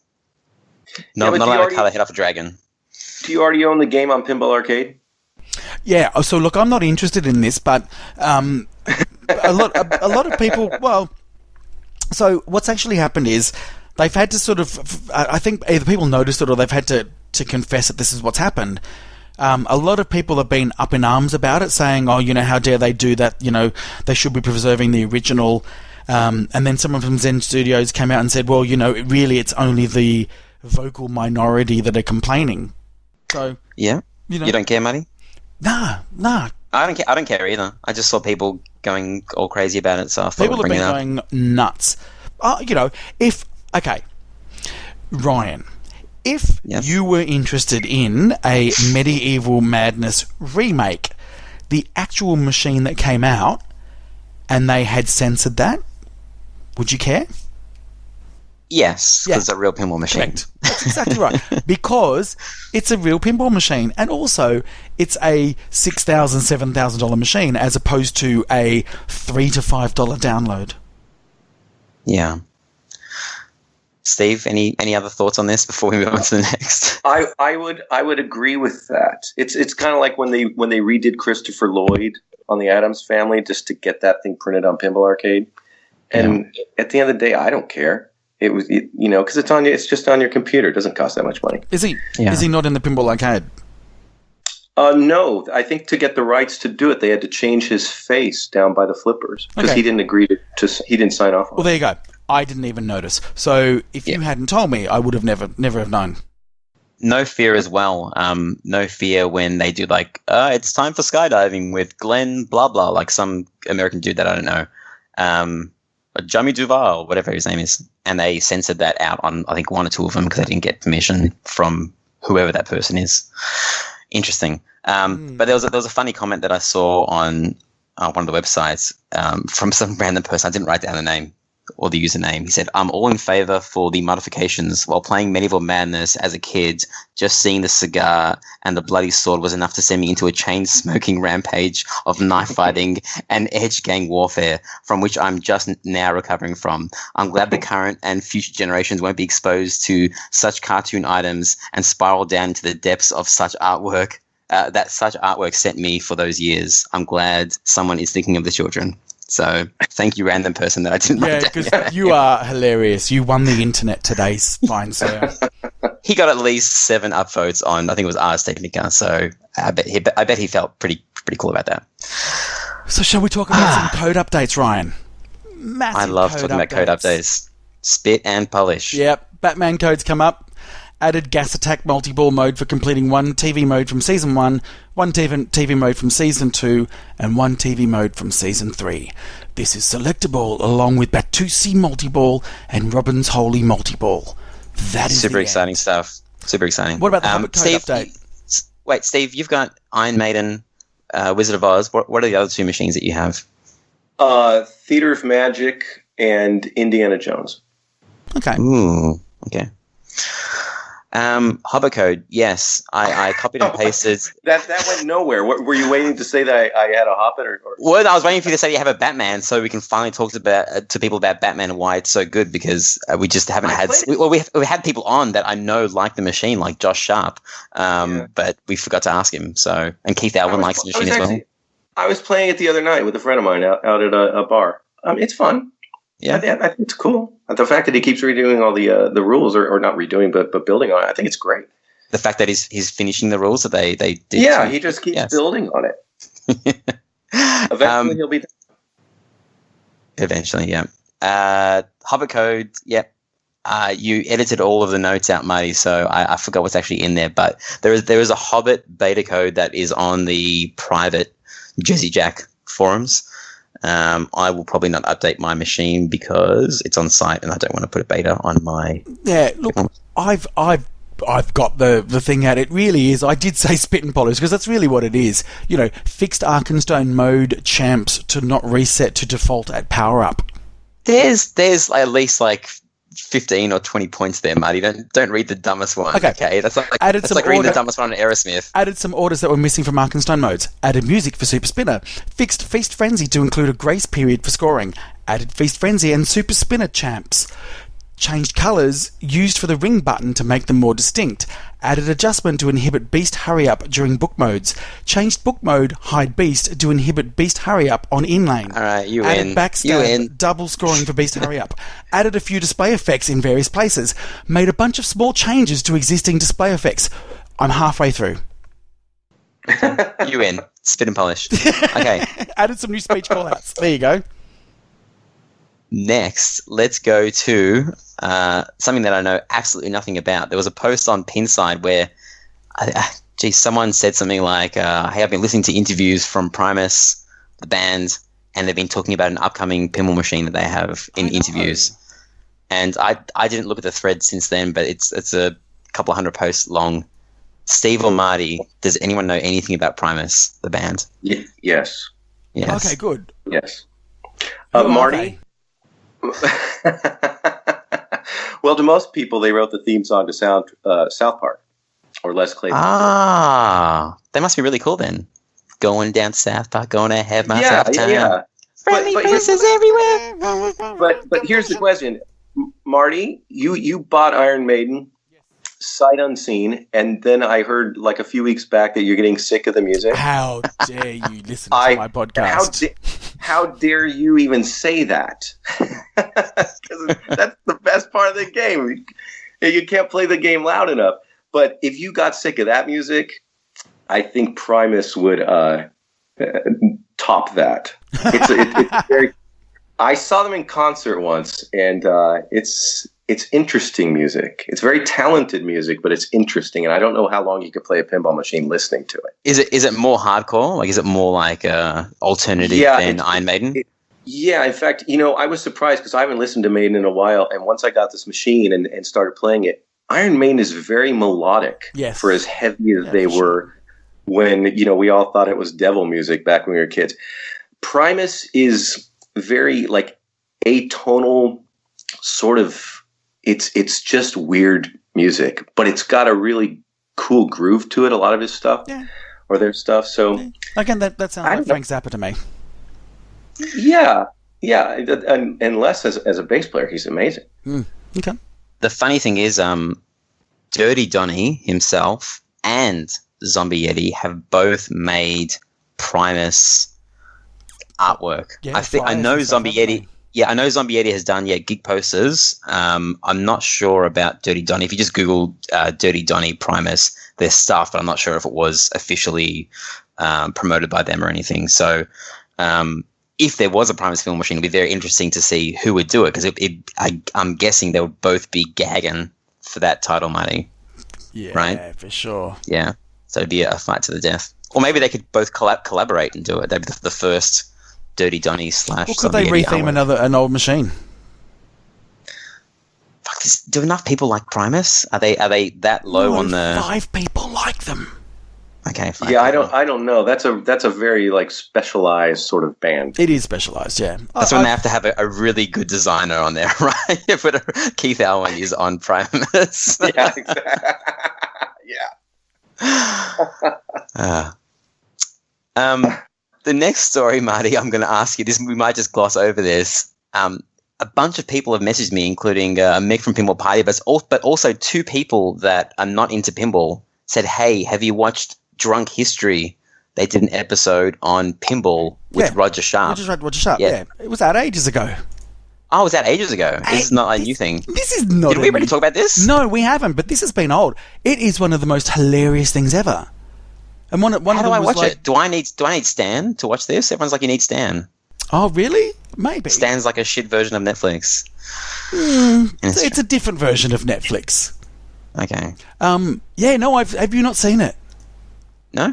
Oh, it's hilarious. Absolutely. Okay, I need to get it. I thought I might have even seen it on YouTube. YouTube. Okay. Yeah.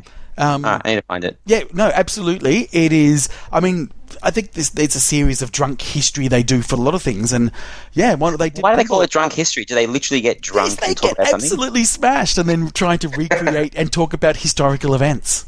Because the funniest thing was the guy who's not into pinball said, "Hey, I know you have a podcast. You should interview this guy called Roger Sharp." And just done it. Did it? So do they interview him drunk, or is that part? No. They are telling the story, and it's been, as I said, it's been a while since I've saw it, but I think they're telling us, and then maybe they're cutting to like a reenactment of or something, something like that. Okay. But they are telling the story. And it's like 2 blokes going, "Oh, and this fucking guy, fucking." Oh, are they Aussie? No, Are they Aussie? I'm just No. But You're it's just like, doing it'd an be Aussie like accent. 2 Aussie blokes going, "Fucking this Roger Sharp," and you know he saved pinball, and that's all they're doing. They're just absolutely blind, telling the history of pinball. Okay, sweet. Yeah. So. All right. Next section, Matty. So, I say we, but me in particular, were called out on the Slam Tilt podcast this week. That is the Slam Tilt podcast. Because apparently they were not happy with my comments saying that Bally machines of the 80s were better than Stern machines. And basically said that I was wrong. Right? So Them's fighting words. Right. They are massive fighting words, right? So Right. I'm putting it out there.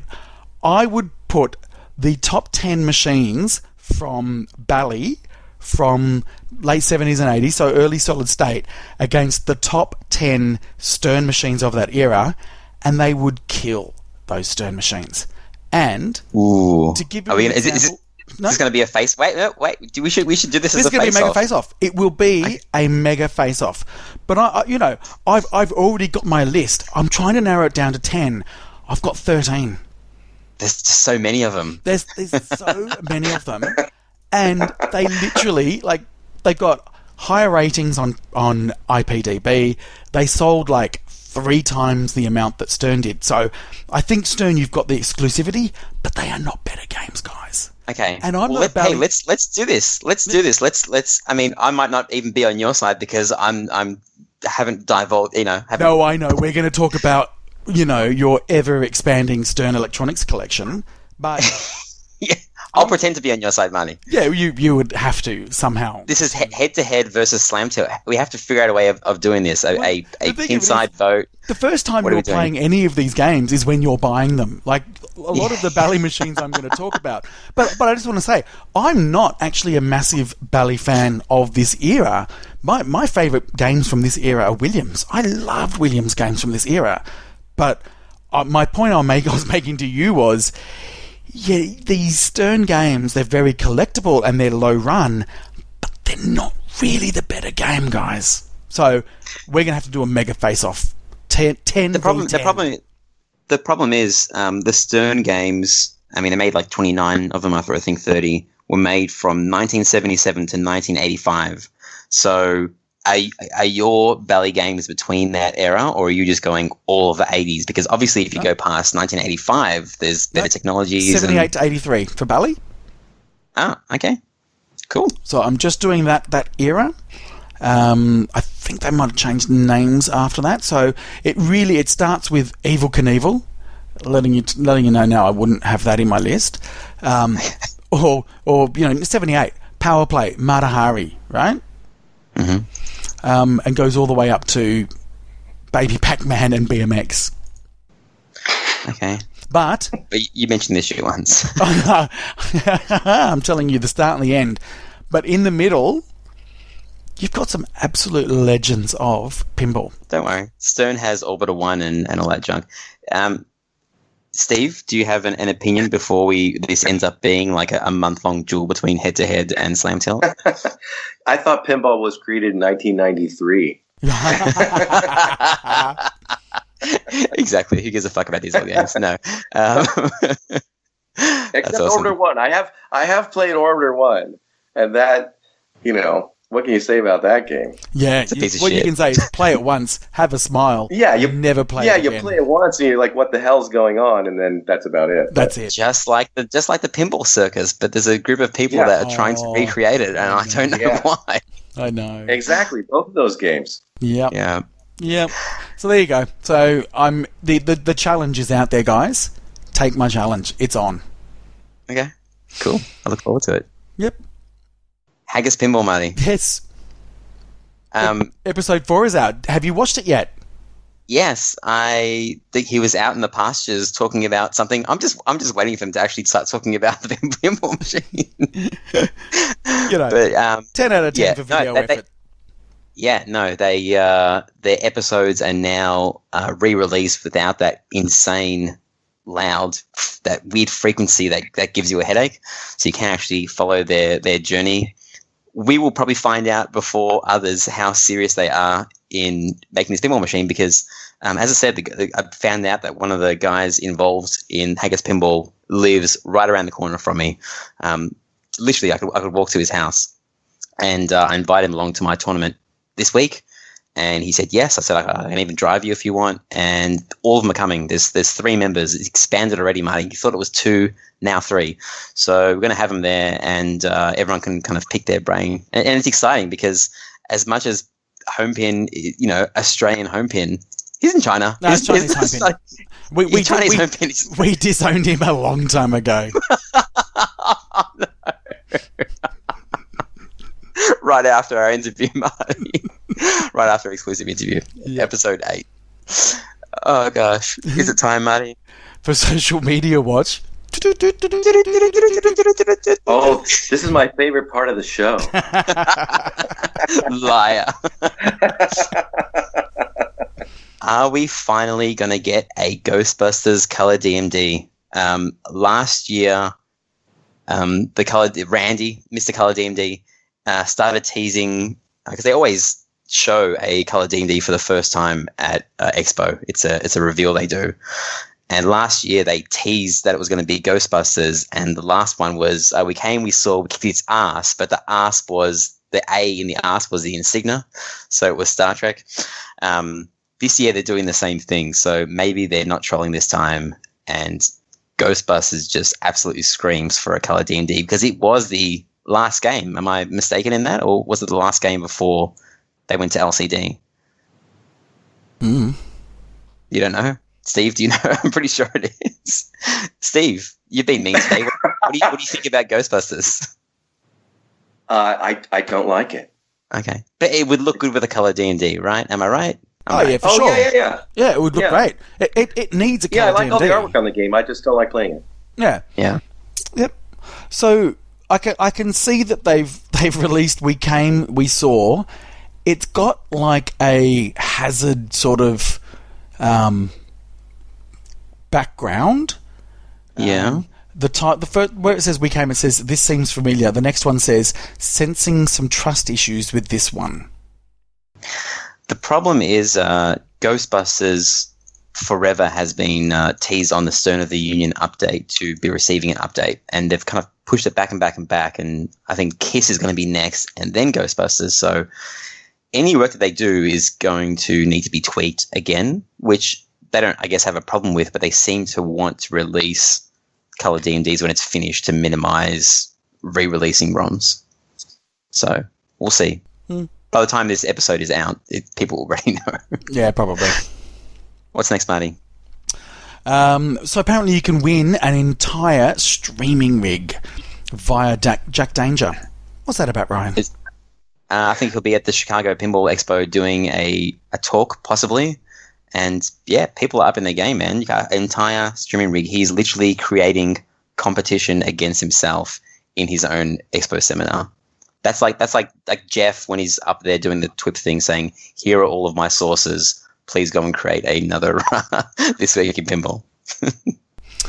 Yeah, I think that he knows nobody can compete with his secret sauce. His genetics, his good looks. His jizz. His what? I'm editing that. No. Did you send him a bag, Marty? Yeah, I was gonna say, why didn't you edit that from out from the last episode? Yeah, exactly, mate. You leaving that in, motherfucker? No, I wanted to. Ryan told me to keep it in. That's true, actually, and that was the funniest bit of the episode. All right, Stern are apparently doing the last run ever of Metallica's again because they already did the last run about a year ago and did a last run a year before that. But apparently this time it's for realsies. This is for real. Yeah, okay. Yeah. Steve, why don't you have a Metallica? Why do you have an Iron Maiden over Metallica? You know what? That's a good question. Because I've never owned a Stern before. This is my first Stern. Oh, okay. And yeah, and I've played Metallica enough. I think it's cool. I really like it with the hammer and the rising cross and all that. But why do I have Iron Maiden? Keith Elwin and Iron Maiden, both of those together. Okay. So what makes you like Keith Elwin? Because you're not a tournament player, are you? No, but he's a San Diego guy. Ah. And you know what's funny? If I can tell you a quick little story about Keith Elwin. When I didn't know who he was, when that movie Special When Lit came out, maybe like 6-7 years ago, probably longer. Yep. I was on a plane watching it, and I was going from New York City back here to San Diego. And when I didn't know anything about your tournaments and nothing about that. And so I watched the whole movie. I get home, and I've got my Indiana Jones sitting there, and I needed a part for it. And I was just going to work on it on this vacation I was on. So I called this local company, and I asked them about the part. And they're like, yeah, come on up and get it. So I go up to this place where they're working on pinball machines. I say, yeah, I called about this part. And this woman goes, oh, yeah, hold on a second. She goes, Keith, this guy needs a part for his Indiana Jones. And I go in the back, and in this warehouse, Keith Elwin pops around the corner, and he's working on this machine. And I'm staring at him, and I'm just like, you're Keith Elwin? And he's like, yeah, or whatever. He was real shy about it. I'm like, no, wait a minute. You're like the greatest pinball player in the world. And he's like, yeah. And I'm like, I just watched you on a movie. And it was like I had seen fucking Harrison Ford or something. And that was my story with Keith. But yeah, he came over and he worked on the machine. And since then I know who he is, obviously. And it's the idea that he put this his design in with Iron Maiden. I thought, yeah, I got to get it. I played it once and it was cool. So Special When Lit, was that the one that was kind of about, it was about a whole bunch of things, like personalities in pinball, but there was that whole section about Papa, right? And Yes. he ended up winning. I think Lyman Sheets beat Keith. Is that what happened? Possibly. I remember him saying that he thought the movie made them all look kind of like dorks. Yeah, that's the one. Yeah, okay. That's the one. Wow. People have been a That little divided movie- about that, yeah. Man, that movie was depressing, man. I remember was- saying, hey, Chanel, do you want to watch a documentary about pinball? She's like, sure. And she's like, are you going to turn to that? Are you going to... Yeah, See, I love I enjoyed the history of movie, pinball but... machines. Go. No, go ahead. No, you go. No, that's all I had to say. I love watching it. I think it covers the history of it well. When it gets to the tournament stuff, it's not that interesting. But I think the history of it being a prohibition game and Roger Sharp and all, I think it's a great film for that section of it. Yeah, I know. I agree. I've watched it many times. In fact, it's my go-to movie when I'm going over to the States and I'm competing. I always watch that movie on the way Really? over. Yeah, I do. Mine's Tilt the Battle to Save Pinball. I absolutely love that more than... I But know. I guess that those are the two famous ones. No, but and Tilt's also on my my iPad as well. But Tilt is one topic that goes for 2 hours.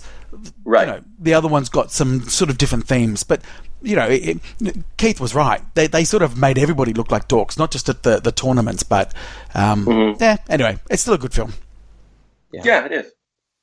Talking Hot topic, about but- Keith Alwyn, here's our next topic on Social Media Watch. Keith Alwyn, George Gomez, and Jody Dankberg were in California, and they were at the Hogwarts little thingy at Universal Studios. So, what does that mean, Marty? Ooh. Oh, don't be like that.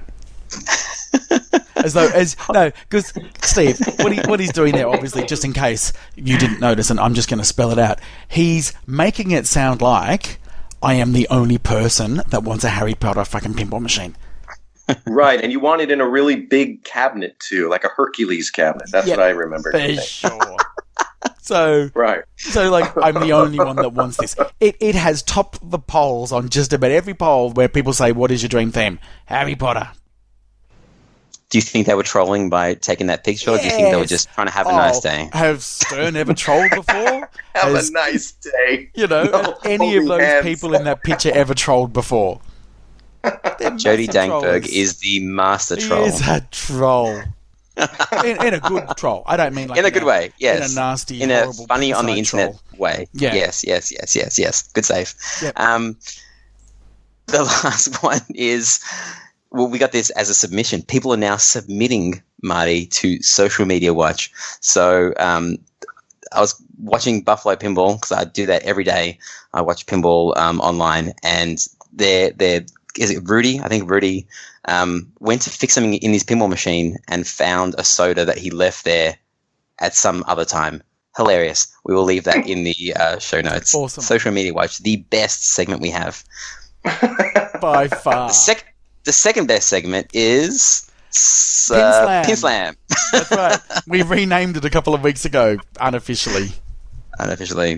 And Steve, you have survived long enough. It is now 2:30 a.m. there, and you will play Pin Slam with us. Oh, Jesus. You know what? When I said I wanted to play, that was like months ago. And now you're into like 101 to 200. Like, Yeah. Good Lord. I know. I'm like, fingers crossed, Wizard of Oz. Fingers crossed, Wizard of Oz. So, I'll play, but someone's got to be on my team. For sure, we'll do it Okay. that way. But let's just recap on last week. So last week we had NBA Fast Break versus Radical. It's very close this time, Marty. You know why it was close? Why? Because of the GIF. You had I couldn't stop watching that goat in your clip. Like, honestly, it was one of those... Like, I don't know if you've ever had those things where people have posted things on Facebook and it's just a GIF that's repeating and you can't look away. This was one of those. I couldn't stop watching it. So, I got 37 votes. You got 35 votes. I won anyway. And NBA Fast Break is a better game than Radical. Do you know why NBA won? Because every single person that voted has one for sale at the moment that is trying to sell one. Yeah, probably. And no one wants to buy because the market is flooded with NBA Fast Breaks. Yeah, fair enough. All right. Steve, would you like to pick someone? And you could probably pick Marty because he's destroyed me like 5 times in a row at the moment. Or would you like a random random number generator to choose. You know, because Marty flew all that way to give me a kangaroo nutsack. That is true. I will have to pick him as my teammate. Yeah. Nice. All right. Even one of my sacks. I'm going to generate a number, and the first one will be mine. Please generate a number from 100 to 200. Okay.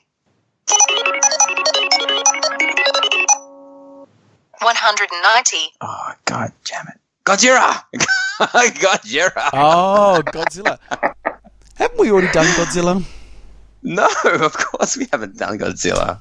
We just started, Smarty. Wait, what number was it? 190. Where are you guys looking? On the Pinside page? Yeah, top 100, but then you got to go to the next page. Yeah, I see Heavy Metal Meltdown.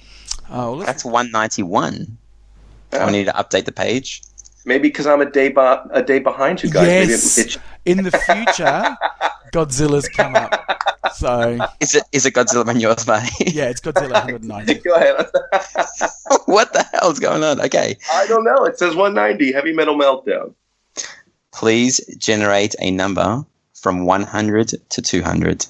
All right. 149. I swear to you, I was just looking at 149. Are you serious? I hope this comes up. I swear to you, I was just staring at it. Ladies and gentlemen. Roller games. Roller games. Roller games. Oh, Ryan, you're fucked. You are fucked. Beyond yes. Yes. Okay, Marty will probably talk about how much he loves roller games because he bought the pinball machine. And Steve, if you want, you can talk about how much Godzilla sucks. Or you can continue to talk about how good roller games is. It's up to you. Oh gosh. All right. So Marty, do you want to start us off? Oh, everyone knows my love of roller games. And not just because of the cheesy theme. The theme is cheese overload, and that is what's so great about it. But this game is so amazing that even fantastic companies like GamePro, Slice, Thermos, Share Data, and Pepsi put their name to this machine. Yeah, I couldn't agree more. Yeah, exactly right. You know? Great game. Great. So, okay, it's a Steve Ritchie game. It's got flow. It's got the first original warp ramp, but it's got this really cool feature where it's got a magnet, the MagnaSave. So you go into the vertical up kicker on the left, pushes the ball all the way over to the other side, stops on a magnet at the end of the flipper. Don't flip. Flip, the ball goes up that frickin' wall and around and locks some balls and comes around, does some loops. Light show goes off. When you lock 3 balls, they have this little sort of loop that comes around, and all the animation stops and the lights stop, and it just goes roller games. And right at that moment, you are feeling like massive. Oh my god, I love this game. It kicks butt. Did you see what I did there? No, you wouldn't know because you've never played it. I played it. I'll talk about how shit it is soon. Go. Okay, but first I want to talk about Godzilla. Marty, did you know that Godzilla is the meanest, greenest game on the street, mate? And Godzilla appears as if he's as if he's bursting out of the playfield, Marty, just like Jurassic Park, except not as good. It's quite funny because on the flyer, there's nothing in this game, so they say stuff like nuclear captive balls, right? It's a captive ball, but they put nuclear in front of it, so it's really cool. Now, they only made about 500 of these games, so it's quite rare. It's, the software is not great, but it's Godzilla, man. It was after an amazing 1998 movie starring Matthew Broderick. What a great movie where they kill Godzilla and then they realize, Godzilla's he's a good guy after all, and he's got a heartbeat because his heart was so beating so hard they could feel it, and they're like, oh my gosh, I'm gonna cry. What a shit movie, but a great pinball machine. I give you Godzilla, which I've never played, but I love Godzilla. It's so good, Marty, that they're gonna make another pinball machine. That's how good it is. A pinball machine is good. A theme is good when they make another. But But you said the rules were good and you've never played it, so how do you know the rules are good? I've watched streaming footage of it at the Buffalo Summer Open a year ago before they had enough of everyone bitching and they decided to call it quits. Okay. Steve, So- over to you. That's all you have, Ryan? That's all I have. I'm sorry. It has monster ramps. Just the normal stuff that's in a pinball machine, like slings. Just put like green nuclear, a fierce Godzilla ball diverter. It's just a ball diverter, but put fierce Godzilla in front of it and it sounds cool. Well, Ryan, Roller Games is pure Williams pinball at its best, featuring genuine Williams parts, craftsmanship, and mechanical and technical reliability that is unmatched in the field. Mic drop. Is that all? Is there any more? Yeah, that's all I got. That's all I got. That's Come all on, you need. you don't want to talk about how bad Godzilla is? Marty's itching for it. Come on. Yeah, Godzilla's okay. But God, if they remade it, oh, man, what a good game that would be. If only they would make it, Keith. If only they would make it. Okay, roller games. I want to tell you why roller games suck. Roller games sucks because they only did like one or two revisions of the code software, and then they gave up. All right, they gave up because the show got cancelled. And yes, the show is hilarious. I watched it, and it is funny. It is like what I want wrestling to be, but wrestling sucks. So there's a whole bunch of bugs. What's his name? Ron from Science Talk Podcast. He knows what I'm talking about. He's OCD enough to know all the little quirks. Go for the wall. They had a whole segment on their show the other day where I think it was Soren emailed in and said that this go for the wall feature just happens randomly at chance. The magnet where it's like flip, don't flip. Guess what? It's like whirlwinds. Half of the games that you play out on site, the flippers aren't strong enough. So it's a massive tease. Like, here, I'm going to stage the ball for you perfectly, and you're not going to get out the fucking ramp because your flippers aren't strong enough. Yes, Steve Ritchie is a good designer. No, this is not his greatest game. And Marty, you love this game so much that you destroyed it. Yes, that's right, ladies and gentlemen. Marty destroyed a pinball machine, his favorite pinball machine, and rethemed it into God knows what for a client that ended up never talking to them again. So if you don't vote for me, then you're voting for the mindless Todd Tucky destruction of pinball machines. All I did was I put a decal on the outside, which can be peeled off. And Yes. I changed Yes. the back glass, but put the Translight in the machine, so they can put it back to its original. That's all you did. I thought you meant like you did a whole playfield swap and Nope. changed the sounds around. Oh, fucking liar, Marty. I didn't like the client that much, and they got rid of us a week after. I'm glad I didn't do anything more than just that. Where is that pinball machine, Marty? We need to find it and save it, rescue it. I don't care about it anymore. Exactly, because the game sucks. I win. Okay, that'll be it up doesn't. on Facebook. But what Steve was going to say about the Godzilla after he mentioned those awesome Marty, things come on. was how repetitive Godzilla is, and just a decent-ish layout with really uninspired rules. Okay, Just a terrible game. we'll see. Godzilla. Yep. I'm going to have the most epic film. Godzilla gif ever. I'm sorry, I stepped away, guys, but I had one more point about Godzilla. I wanted to say that it's repetitive. Oh, did you already cover that? Sorry, I know the game like the back of my hand. Yeah, it's repetitive, and whatever else Marty probably said. You said it came out. You said you don't know any games before 1993. This is 1998 Sega classic. Sega was absolutely destroying Bally Williams at the time. Oh my gosh, Bally Williams was making such games as Medieval Madness and Godzilla just absolutely destroyed it. Yeah, you know exactly. All right, Steve. We are going to talk about boring tournaments for the next half an hour or so. Oh my We will God! finally let you go and go to sleep. Thank you very much for joining us. It's been a pleasure.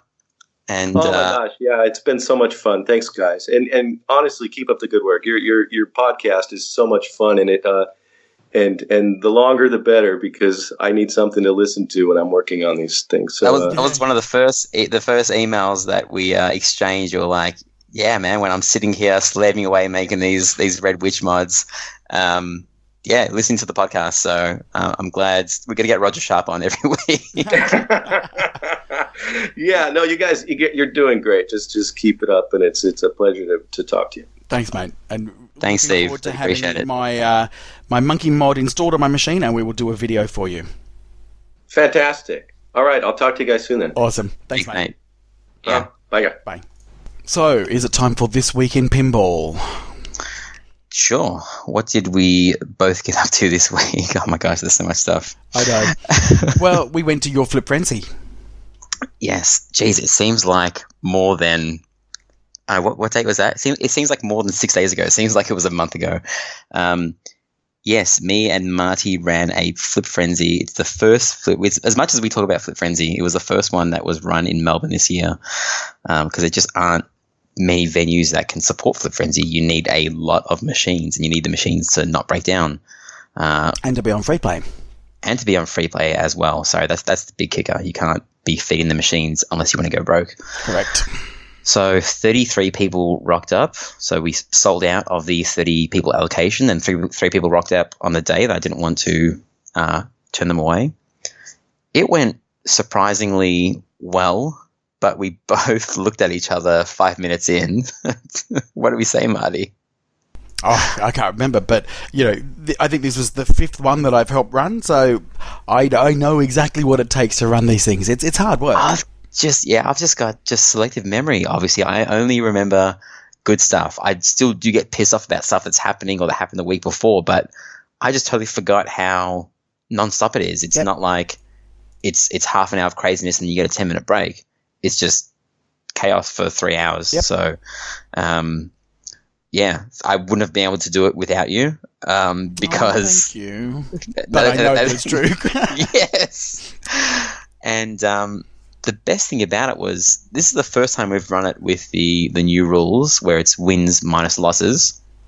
And I believe this is the first time it's been run in Melbourne where people didn't know how they were going all the way through. Yes. And that really, you think that's not much, but that added a layer of excitement to the end of the competition, especially the announcing of the results that I've never really seen before. Because you see it, I saw it with Jimmy when he went up to was it Logan's Arcade in Chicago? Yes. And everyone was around cheering, and I'm like, is that what it's really like? Like everyone seems like overly happy and supportive, but yes, that's what it was like. No, that's right. And look, you'll obviously mention who won, but that person that won, at the end of the night, he was sort of coming up to me going, can you tell me the scores? I'm like, oh no, we're not doing it to the end. And he goes, oh, I just don't know. Like I've done well, but I don't know. And what people don't know is how other people are going. So it's all well and good to say, look, I've had 6 or 7 games that I've won in a row, but somebody else might have had 8 games in a row.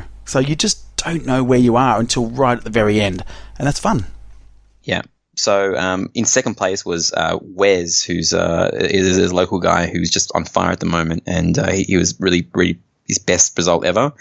And first was Simon Peel, and Marty, absolutely love watching people win a tournament for the first time. And I don't care if it's their first comp and they win for the first time, or if they've been doing it for 5 years. But it's just like this huge sigh of relief. And I could tell that he was trying to hold back his kind of smile, but his grin was from stoked. ear to ear. Yeah. And it was just great to see that. And the coolest thing about there's so many cool things about the competition, but the coolest thing, Marty, is that almost everyone there, half of them were noobs, right? Half of them were unrated, never played in a tournament before, definitely haven't played in a Flip Frenzy. So there was no one complaining. It was just but so many, quite the opposite. So many people kept coming up to us during the night saying how much they love the format and how much of a great time they're having, and meeting new people, and and there were some people that were in their first tournament for the very first time that had come on their own, and to then just be swept up into this excitement and fun was just great to see. People were just smiling the whole night. Yeah, there were 2 females there, and we don't usually get females in Melbourne tournaments. And the coolest thing about it is there were they came there on their own. As we said, they weren't So I kind of got the idea that we should maybe try and introduce a women's league in Melbourne.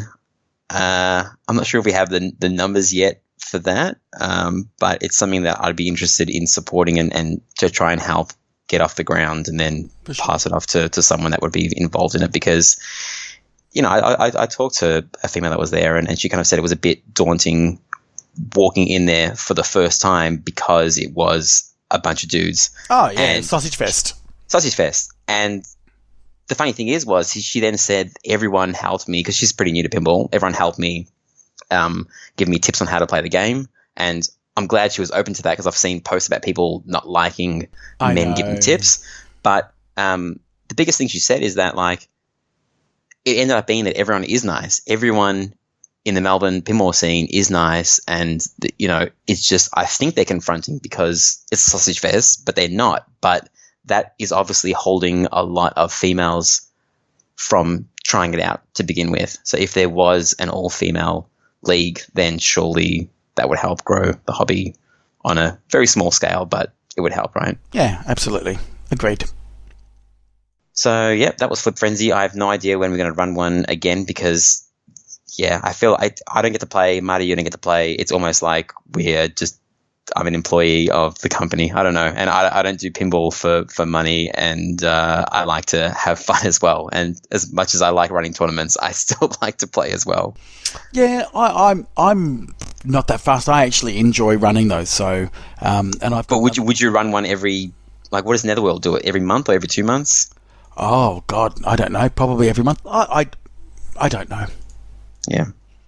Anyway, the other big event this week was Melbourne Match Play. Correct. I'm going to go first on this one, Marty, even though we did it together, because I unfortunately only went to one of the events for myself. I went to the opening night, which is the Fair Strikes tournament. Mm-hmm. I performed pretty bad. I never won a game. I never come last, never won a game. It was 6 strikes. So I was out after the 6. I came second or third every time, and I had so many chances to come first, and just flailed horribly.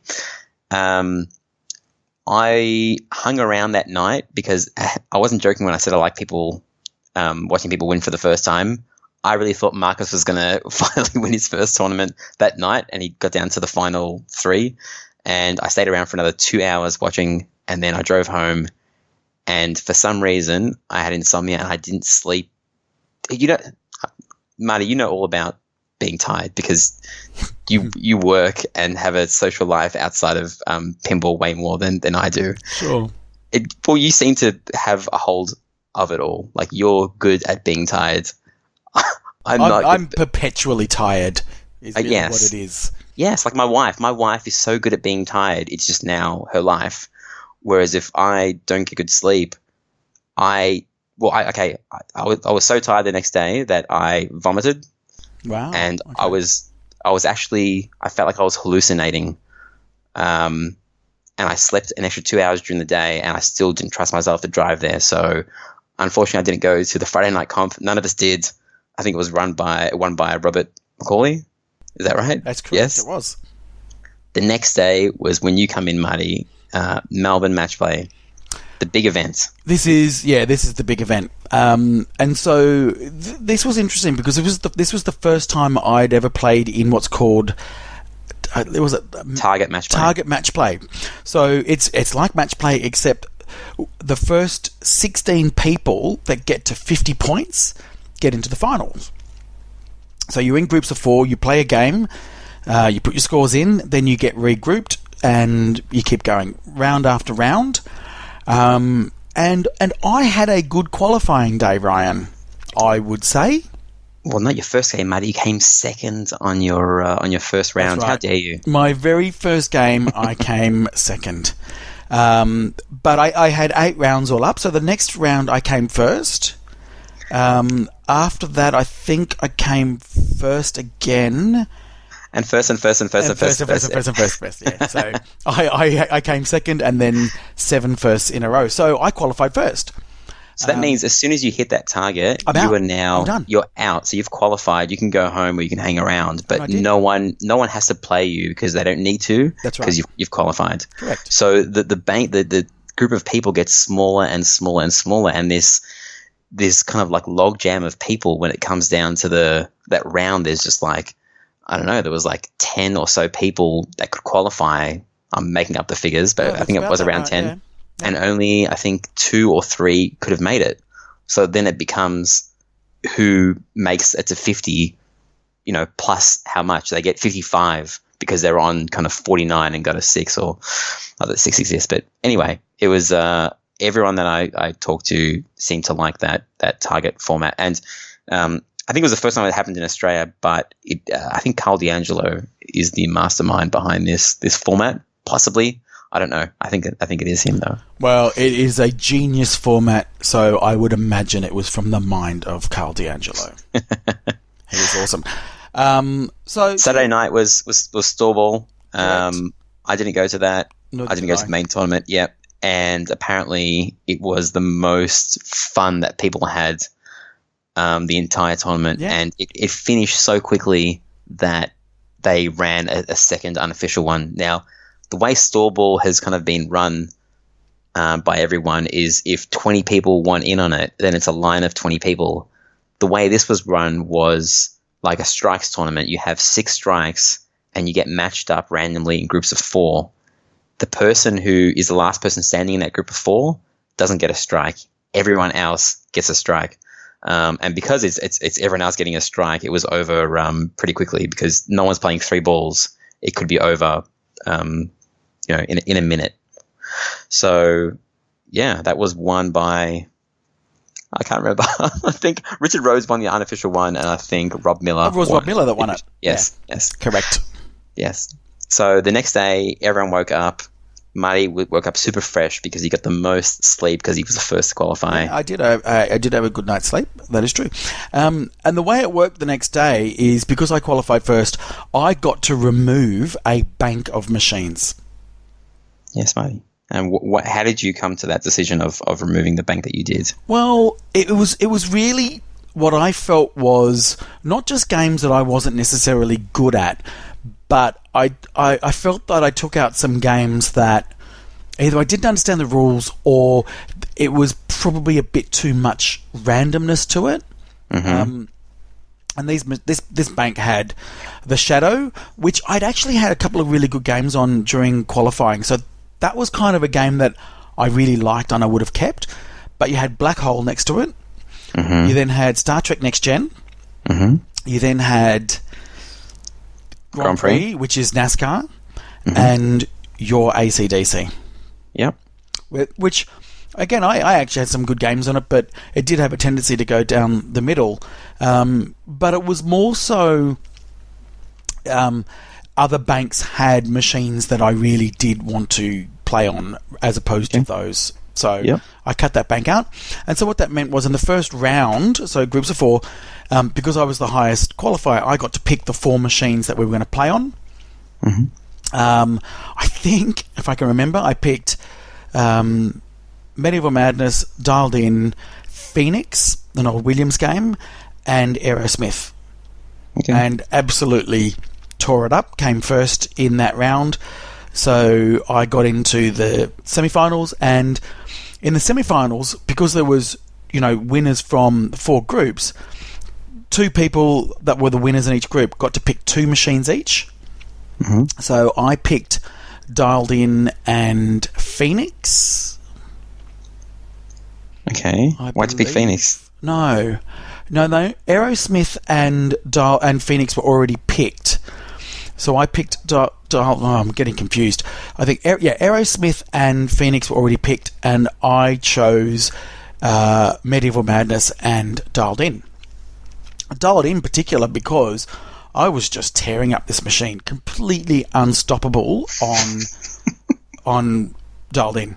Just the best player ever. Just Keith Alling it all over the place. But I was surprising myself. In fact, one of the games that I had in qualifying, everybody else was on probably about 70 to 90,000 points. And what you can remember, this game was set up hard. The left out lane ball save, ball kick, whatever it was, wasn't on by default. So people were having low score games. On that last game, I was the last player. So ball 3, I was on 15,000 points, and everybody was on about 70 to 90,000 points. And on that last ball, I ended up on 650,000. So I could have easily had just failed, but had this great game.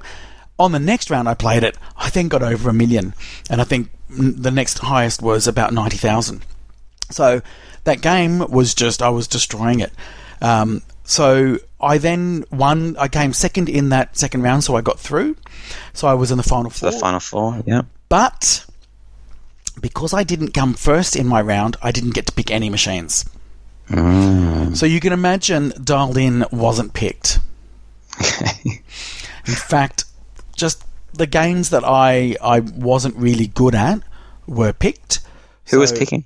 So I think we had Andre and Greg G. And I think Stacey maybe. I can't remember. Okay. Anyway, so the 4 machines that were picked were, I've got to remember this. I think Indy 500. Indy 500, Playboy. Why would someone pick Playboy? Well, that was Andre. Thanks, Andre. And I can't remember the other one. Might have been Aerosmith. Yes. Which I think it was. And so I didn't get as great a score on Aerosmith as I would normally have liked. I didn't do too well on Medieval Madness, so I think I came like maybe a third and a third. But then on Playboy, I managed to win that. But because of the way the scores were, the last game, whoever won the last game, I think except for Andre, could have won the tournament, and it was on Indy 500. And your favorite game? I specifically remember you were talking to Dennis Norman and saying that out of all the games he's made, that is the greatest one. I do love that game.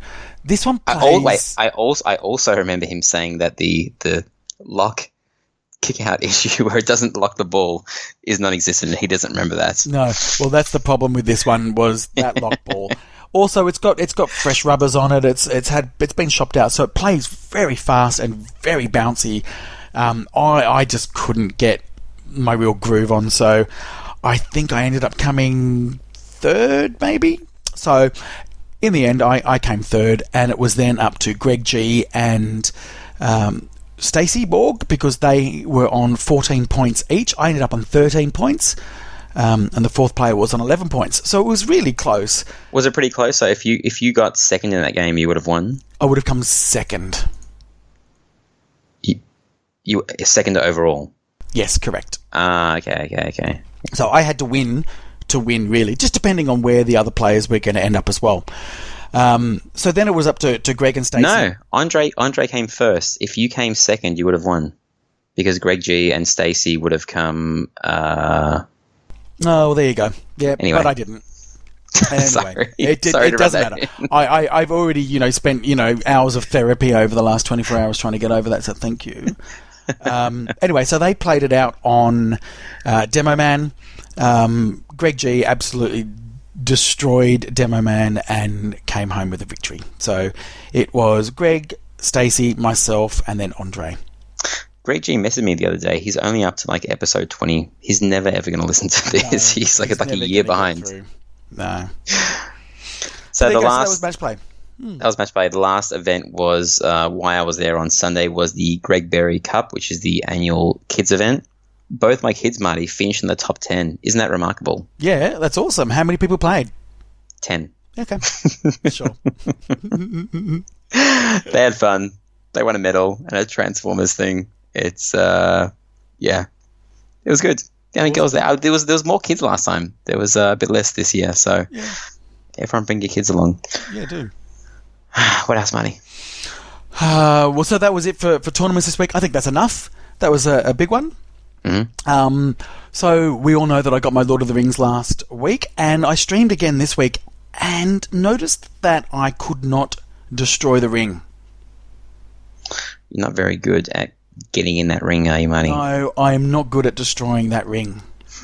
Other rings, though. So, and someone was shouting out on chat on Twitch saying, "Oh, apparently there's this switch behind the ring that could be the problem." And so I did a bit of troubleshooting, and I found out that's the problem. So I need to have a switch changed over. So thank you, Ryan. Whenever you're free to be able to do that, that'd be great. Have you? Is there a wire that's hanging off the switch? Because No. micro switches usually don't go faulty. No, I've had a good look. So I even took photos of them and sent them to you. So when did you? I can't remember when you sent it to me, but I was so busy doing something else, I didn't it was even. on look at Thursday them. night when you were at the tournament. Yeah, it's when I was playing the tournament. Yeah, Yes, so okay. Have a look back and see them. So no, I checked for wires and I even toggled the wires just to make sure. They're all connected. So anyway, So I have to buy you a switch and then come and install it in the back of a Lord of the Rings. yeah, Holy it's shit! It's in the worst possible position for it to be in. I quit the podcast. I Yeah, don't you wanna could. be- Yeah, I could understand why you would. But anyway, so the other thing that happened, I talked about the fact that I've had ghosting LEDs, and you chastised me last week because I said that I wanted to go and get a LED kit. So what did I do, Ryan? You went to the greatest LED manufacturer of all time. I did. I went to Comet Pinball and I ordered a kit of LEDs, including flashes, and I also got the OCD board. So it is going to look amazing when you install those. No, you didn't Whilst order you're them doing off me, so. whilst you're doing the switch as well, and whilst you're fixing the trough as well, which doesn't work. I'm so busy at the moment, Marty. I'm so sorry. You're so far away as well. You're 10 minutes away, and yeah. Yeah, right. Fair enough. Cool. Okay, Marty. Color DMD. We were talking about them before. I'll put to you that the color DMD on Lord of the Rings is possibly the greatest color DMD of all because it really brings I'll the get one pinball to life. That's it? Okay. That was it. pretty easy. Yeah, Done. I was kind of thinking about getting one anyway. Well, do you know what? I will get one when I decide that this machine's a keeper. Okay. When you destroy the ring. when I fix the ring. Yes, when I managed to destroy that ring. What happened in your week? I was really bored, kind of pressing F5 on Melbourne Match Play on the weekend that I ended up buying a machine. Sure, why not? Yeah, why not? Yeah, it was on eBay. I've never actually bought an eBay pin before, especially not. I don't even remember the last time I bought something on eBay as an auction. Oh my gosh, so exciting! And I was about to back out of it. I messaged you and I said, "Hey, is this pinball machine good, Marty?" And you're like, "Yeah, fucking awesome. I used to play that all the time." I'm like, all right. Like, if you said no, it's a piece of shit, I would have actually not bought it. But said was, I used to play it all the time. I like it, but it's a really brutal game. That just adds to me wanting to get it. If you said it's really easy and you're going to be playing it 15 minutes, then anyway, it was a Stern Magic. It came in today, and man, I wish my other Stern pinball machines, especially Quicksilver, had this playfield. I don't mean the playfield layout, just the quality of playfields. And maybe it's because this isn't as good as Quicksilver, so no one was playing it back in the day, but it has a very thin sheet of mylar over it, and which has preserved the playfield perfectly, and it is just in great nick compared to my other Stern machines. My Meteor and my Quicksilver next to it look like absolute trash. But yeah, it was cheap enough for me to get it. I don't like the sounds that are coming out of it compared to like my Stars is Coming that has no sound. That's chimes. Then Stern Magic was somewhere in between all of my other pins coming out, so that the soundboard I think wasn't as developed. So very basic computer sounding sounds, which apparently you like, Marty. Yeah, I actually quite like. I know it is monotonous and repetitive, but it was that that 79 sort of era of Stern. I just loved the sound palette that they used. Yep. Another reason why I bought it. Well, I always buy a pin if I think I'm not going to lose money off it, and this was in good enough condition. I trusted the person I was buying off. I knew who he was on eBay. I now have 5 classic pinball machines, Sterns, so I can run a classics tournament at my house, Marty, if I want. I'm in negotiations with the missus about whether or not I do that in December sometime. There's a bunch of interested people interstate that might come down for it because I want to run 3 tournaments in one day. I know Mr. R Geometry wants to come down too. He's been messaging me saying whenever I do another comp, he'll fly down. So I'm interested in doing it. It's just I know it's going to be a lot of effort to get all these machines running perfectly, especially running a tournament. And I'm trying to get my wife out of the house because it'll be like a 14-hour event. And not a 14-hour like Death by Pinball, 3 full-on, well-run tournaments. And yes, I will stay tuned. Okay. We'll see if that happens. So, quick question for you. Yes. Would you say Pinside ratings are more accurate than IPDB's ratings? Yes. How far down is Stern Magic, Marty? Well, I was going to say, I know that on IPDB, it's been given a rating of 7.4. Yes. So that's higher than Big Game, higher than Quicksilver, higher than Stargazer, higher than 9-Ball.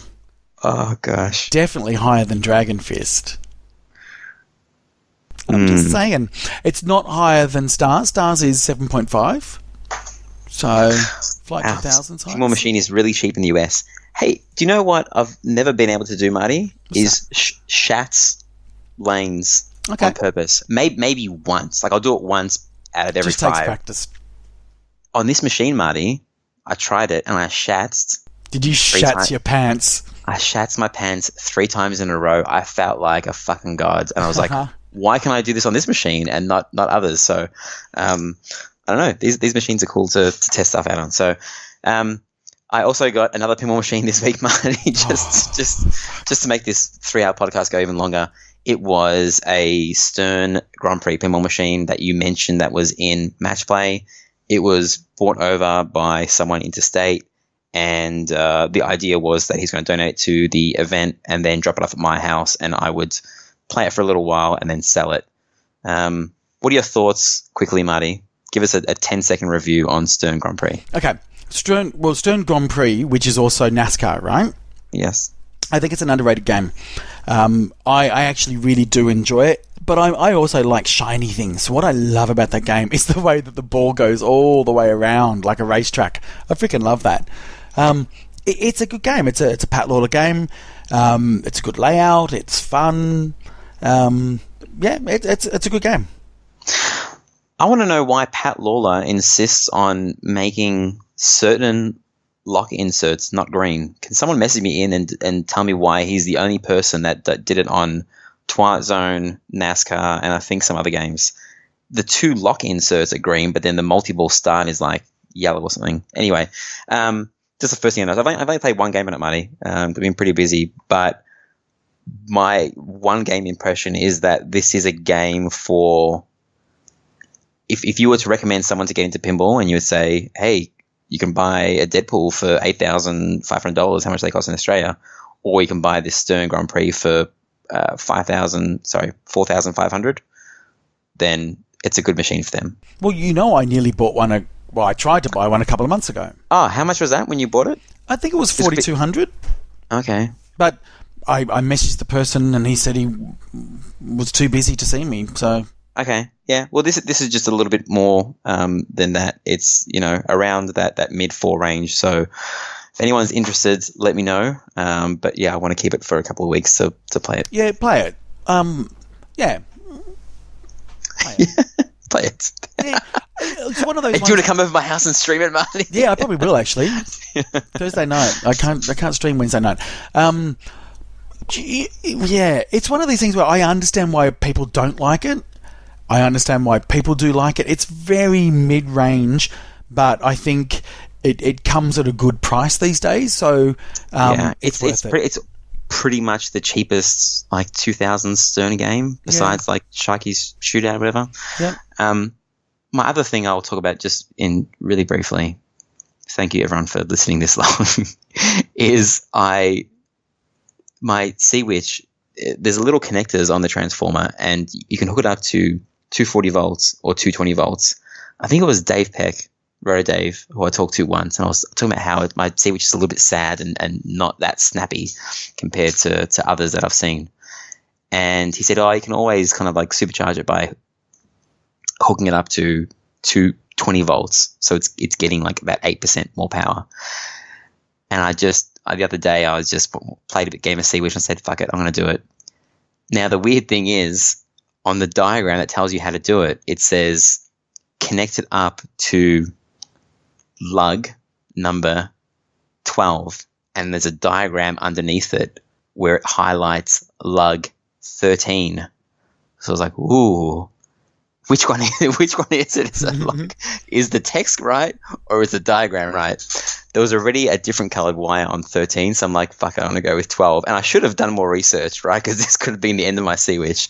And luckily it worked. And my Sea-Wish now plays like 10 times better. So it still needs work, but it is, probably not the smartest thing to do. I will, apparently there's a way to adjust it so the displays aren't getting too much power. But if it's a really bad idea, I asked the Slam Tilt guys today on their live podcast, and they had a bunch of suggestions. So if anyone has some more, please let me know. Awesome. That's it. I think that's it for the week. Fuck, this is going to be a... It's another long one, but, yes. People keep writing into us saying, 2.5 hours, that's not enough. We need more. So... Well, you might be lucky enough to get 2 episodes this week, ladies and gentlemen. So keep your podcast feeders updated. That doesn't make sense. I'm so tired. Your feeders updated. Yeah, none of that makes sense. If you've survived this long, subscribe, because I know that half the people that listen aren't subscribed, because if you were subscribed, we would get almost all the downloads within the first 24 hours. And that doesn't happen, does it, Marty? No, not really. So subscribe so you automatically download the episodes, and stay tuned for a super exclusive maybe episode sometime during Expo. Awesome. Thanks, everybody. And we will definitely be speaking to you next week after Expo. And we look forward to all the stuff that comes out. You can check us out on head2headpinball.com. Email us at head2headpinball@gmail.com. Check us out on Facebook, Twitter, Instagram, and thank you to Shannon Paul, Mr. Deadflip himself, and Aaron Berserker. What a mad name. I would love that last name. Who are our new Patreon subscribers. Thank you, everybody. Thank you. Bye, guys.